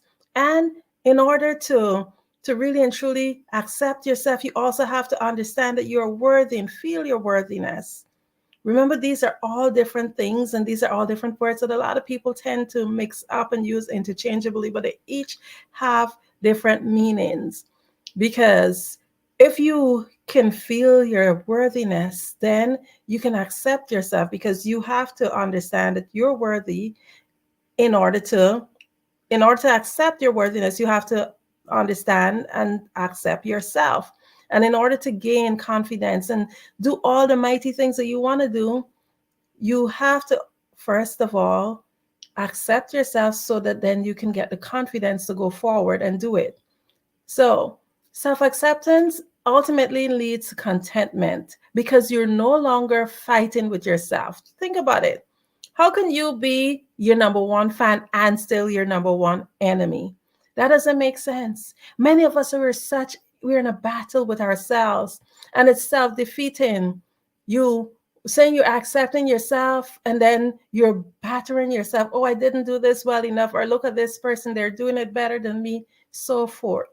So today I'm just here to encourage you to listen to these tips on how you as a business owner can come to that point where you love yourself and accept yourself and understand your worthiness, and use that as a way to create a better you so you can create a better tomorrow. Remember, we are all here to fulfill our purpose, and that's what we're doing. And in order to do that, we got to start from inside. So you need to free yourself from the punishment. Many of us, we don't talk about it. We don't talk about those self-talks that we have within ourselves that is so terrible. What is the story of you that you have told yourself? You need to get rid of those negative stories, those stories that you have highlighted and you have rewritten those stories and forgot the actual truth. So when you release yourself from the negative thoughts that hold you back and accept where you are at, then you're going to find radical contentment. And that's the place that we are all looking to be, whether or not you're aware of it. So it's easier said than done. Just before I go on to just give you some tips, here's a lovely quote by Jeff Koons. It says, "For me, art really starts with acceptance, self-trust. Wherever you come to with art, it's perfect. You don't have to come with anything. What you bring to something is the art. That's where it's found. It's within you. So remember, it's within you. Starts with you." But all of this that I say about accepting yourself, you may go like, "Andrea, like it's not that easy." Yeah. Why is it so challenging? Why are we so hard on ourselves? Many of us, we're more understanding and forgiving of other people. And it doesn't make a lot of sense. If anyone is going to be on your side, it should be you. So why is it that we're so hard on ourselves? So here are some signs that you're being hard on yourself. You dwell on your mistakes. You compare yourself to others. And you don't give your own ideas a fair chance. Sometimes you spend too much time thinking about your past failures. And you can't take a compliment well. Many of us, including me sometimes, I'm not good at taking compliments. But it's important that you open yourself to that. Sometimes you're unrealistic. It's really not easy to accept yourself because we've been taught that the ideal person is financially successful. They're probably an athlete, attractive, and very cool under pressure, hilarious, creative, and maybe even the life of the party. But most of us cannot check all the boxes. Maybe no one can. There are many signs that you're not as accepting of yourself as you can be. So always be on the lookout for those signs. You probably don't accept yourself as much as you think. Let that sink in. Because many of us, we become so successful and still we don't accept ourselves.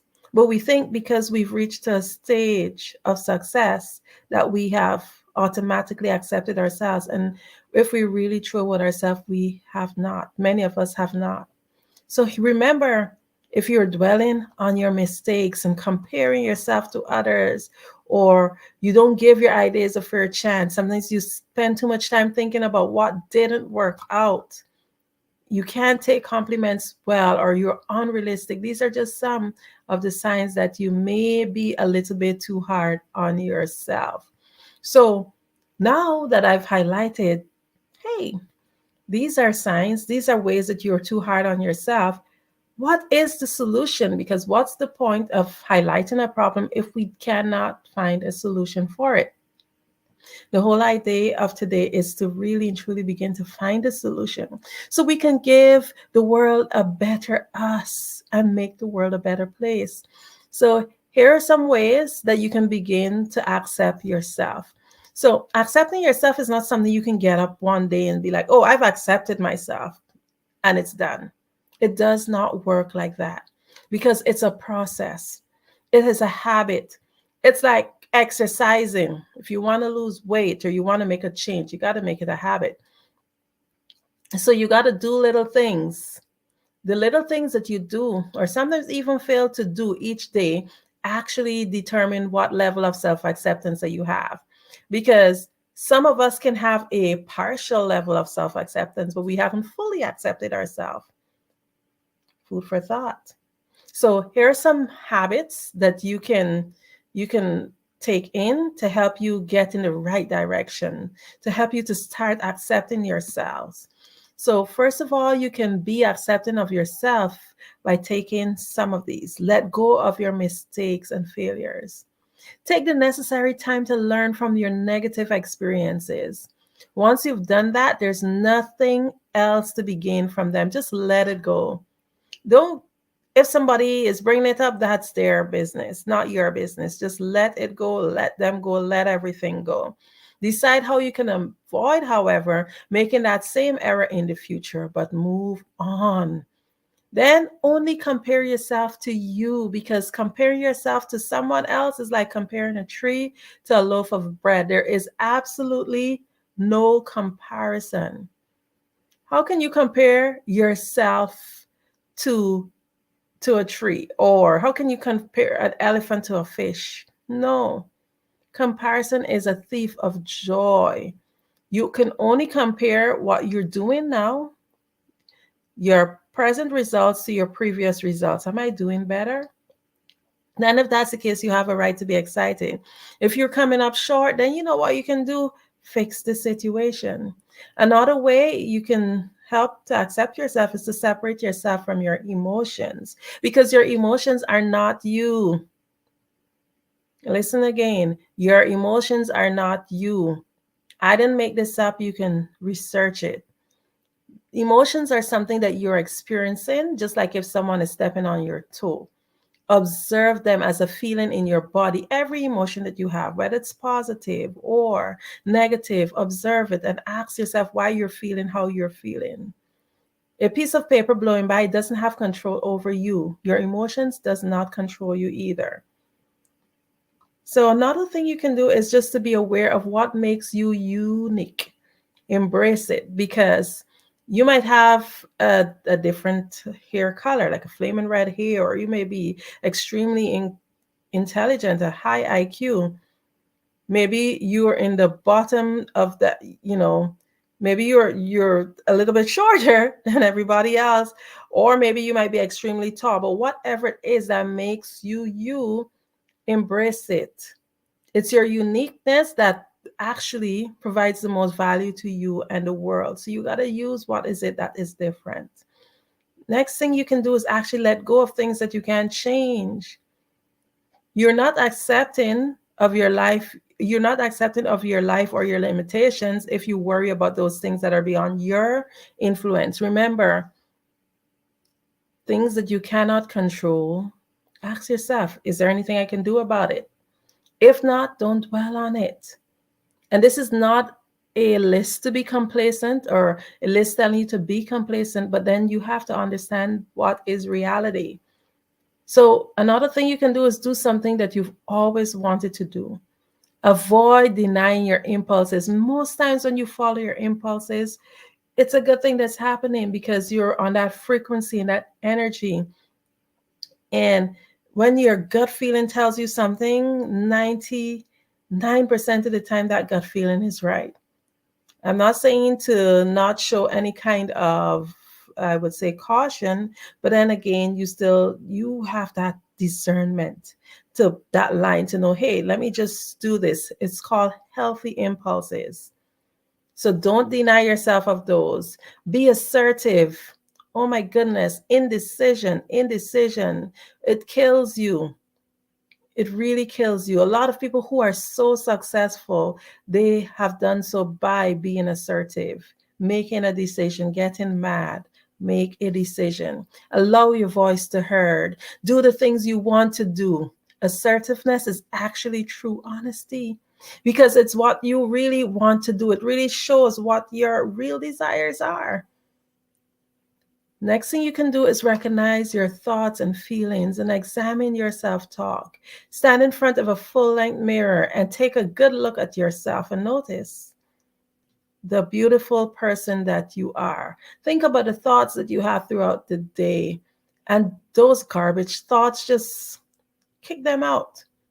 Most people tend to distract themselves by TV and being online and eating food and on their phones or some other strategy to really and truly avoid spending time knowing yourself.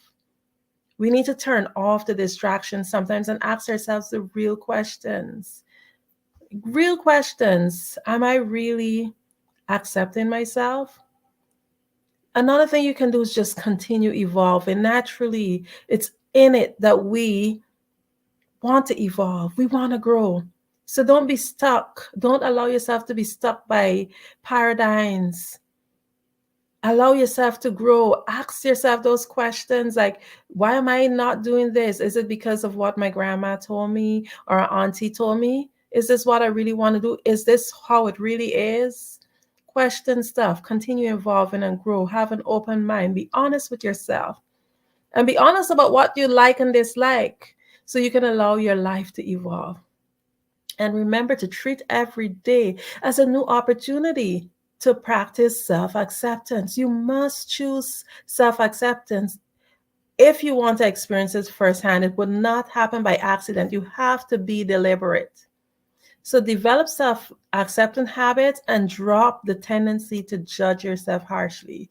And remember, free yourself from those emotions. Those emotions just take hold and cause you to do all sorts of stuff that does not make sense. I'm going to read a little quote by Jamie Lee Curtis. It says, I think happiness comes from self-acceptance. We all try different things and we find some comfortable sense of who we are. We look at our parents and learn and grow and move on.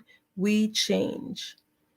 So you learn the tools to help you to gain self-acceptance. Okay, so self-esteem and self-confidence, I'm going to speak a little bit about those also. So you can be aware of your shortcomings and still be happy with yourself. Your self-confidence doesn't have to suffer. You can be honest with yourself and still be a powerful force in the world. Remember that. You might be thinking, I thought I was supposed to be honest with myself and not build myself up. But being honest with yourself, if you're this here in terms of being honest with yourself, if you had a truly accurate picture of yourself and your situation, you'd be a lot happier with yourself and a lot more excited in life in general if you really knew you, rather than creating a facade. So it's important that you actually be honest. Know you, know who you are, know what you like and what you don't like. And if you're unsure of what you like, look to see what you don't like. And if you understand what you don't like, then it will help you to know what you like. So building self-esteem and self-confidence together, here are some strategies in which you can do. You can list your success. Remember when you were at your best and remind yourself how that felt. So in order to build your self-esteem and self-confidence, you can first of all list your success. Make a list of the things you appreciate about yourself. Remember, self-worth, self-love, and then dress up. You walk a little taller when you're wearing nice clothes. You deserve to feel good. There's no reason to wait for a job interview, a wedding, funeral, or whatever it is to feel good. I get up and I dress up because I understand the importance of dressing up and how it helps it to build self-esteem and self-confidence. Also, live by your values. It's important to live by your code. What you feel good about, what you feel badly when you do the opposite. Understand these things. Also set small goals and achieve it, and give yourself an easy path to feeling good and enhancing your life. Like sometimes you can set easy goals so that you can feel the taste of success. That actually helps to propel you to do more. And remember, at the end of the day, when it comes to purpose, everything, our purpose lies within what we're doing for others. So one of the great things that we need to do is to be kinder towards others, not just yourself, but to others.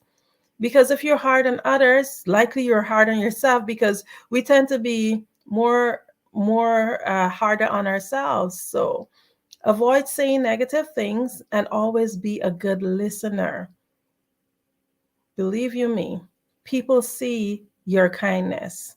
And if you have sufficient self-esteem, self-confidence, and self-acceptance, then you will find that you are on your way to live an optimum life. You are already great, however you are, right? So there's no reason not to recognize it and treat yourself with admiration, with respect. That's what you deserve. Remember, get up every day and treat yourself like somebody you love. So here's a quote by Brené Brown. It says, "In my research, I've interviewed a lot of people who never fit in, who are what you might call different. Scientists, artists, thinkers. And if you drop down deep into their work and who they are, there's a tremendous amount of self-acceptance." So really and truly, we need to get to that place where we can find ourselves, examine ourselves, and be true to ourselves, like saying, hey, this is who I am. Accept what you did. Things that you find that you are not pleased with, just make a pact with yourself to change that so that you can reach to that state where you accept yourself unapologetically. So another way that you can actually help to improve your self-acceptance, and this is in closing down, is to use meditation.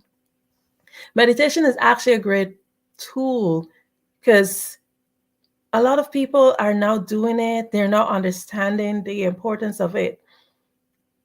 Meditation and mindfulness is basically a rage right now. And though they've been around for a long time, they've now become really popular, and even the scientific world is getting involved. In fact, a quick search on your favorite search engine will demonstrate just how interested the world is in this topic. While meditation accomplishes a lot of stuff, right now I'm focusing a little bit on the self-acceptance, and here's just a way that you can use some tips. So meditation is a powerful method of stripping away the garbage that stands in the way of realizing the truth, because it allows us to clear our mind. It allows us to reflect on our thoughts. It also provides an emotional control, because when your emotions are appropriate, it's easier to accept yourself. It says, when you are discontent, you always want more. Your desire can never be satisfied when you practice, but when you practice contentment, you can say to yourself, yes, I already have everything that I really need. So here are some tips. You can create a daily schedule, because it's much better to meditate each day for a few minutes. You can start with 5 minutes. And as you grow and you do it more and you master the techniques, you can increase it. Ideally, though, like 20 minutes a day is perfect. And avoid making the mistake of falling into a schedule that is not consistent. So maybe you can say, hey, maybe I can do this every time I get up, the first 15 minutes or 20 minutes after I get up, even if it means setting aside an earlier time to get up so that you can meditate. Another important thing to do, a tip, is to find a comfortable spot. For me, I meditate in my closet most of the time. You don't need much, a quiet spot where you know you will not be disturbed. And of course, a great seat somewhere where you can be comfortable. You can do it laying down, but that's if you know you can stay awake, because meditation is so peaceful, you can't easily fall asleep. So I would recommend sitting up. Then start small, like a 5 to 10 minute start, and then grow to 20 minutes. Also, meditation is a relationship with yourself. So be nice to yourself. about your self-acceptance and be compassionate about yourself. Focus on breathing. That's another tip. Feel the air moving in and out of your body. Relax your shoulder. Allow the thoughts to flow. And you will find that your body becomes so relaxed, and you're able to master that skill of monitoring your thoughts.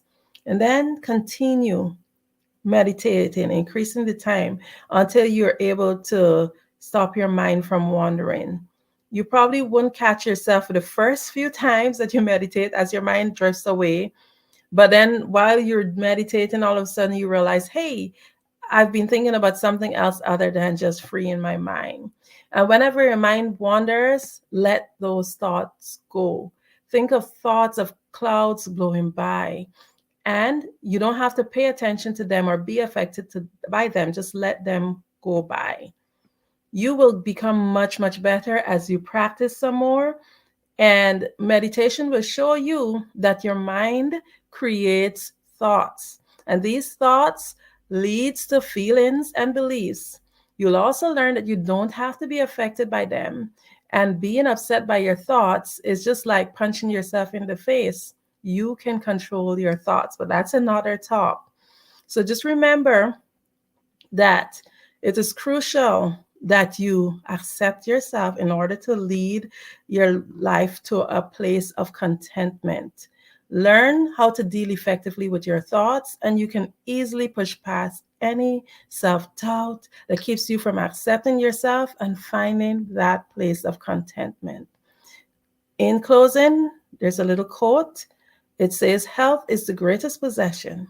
Contentment is the greatest treasure. Confidence is the greatest friend. Non-being is the greatest joy.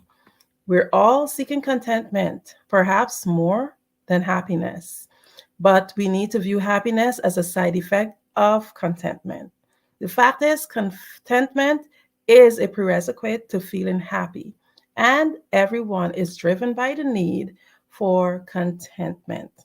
I hope that this little talk really and truly helps you to reach the stage where you can reflect and grab in to that talk. Have I been accepting myself? And if you haven't 100% reached that place of self-acceptance, work every day like you would exercise at the gym to ensure that you develop those muscles that help you to gain full self-acceptance. Thank you again so much for having me here on the Black Business Network.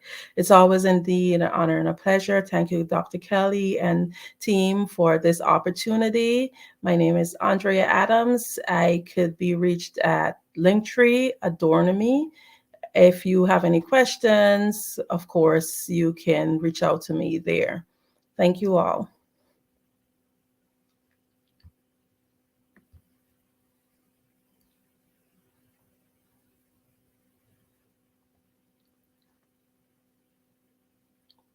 I can't hear you, Grant. Thank you so much, Grant. So sorry about that. I was on mute on there for a minute.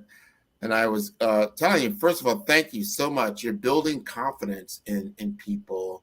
And you are just a wonderful orator. I love your books that you've got out there. That was the other thing. Can they find these books on Amazon, Barnes & Noble? Are they readily available?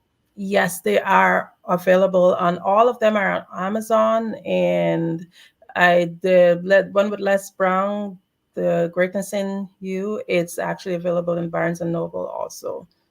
Yes. Excellent, excellent. And one more time, I know you gave us your Linktree. What is the best way to contact you? Linktree. So it's Linktree/Adornami, ADORNAMI. Excellent, excellent, excellent. That is so great. I want to thank you again for being on the Black Business Network. This has been wonderful. We definitely want to have you back. You are going to. I'd love to have you on as a staple. Like, we got to have the Andrea Adams Hour. That would be wonderful. Thank you so much. You're welcome. Genius is common, and I will see you on the other side.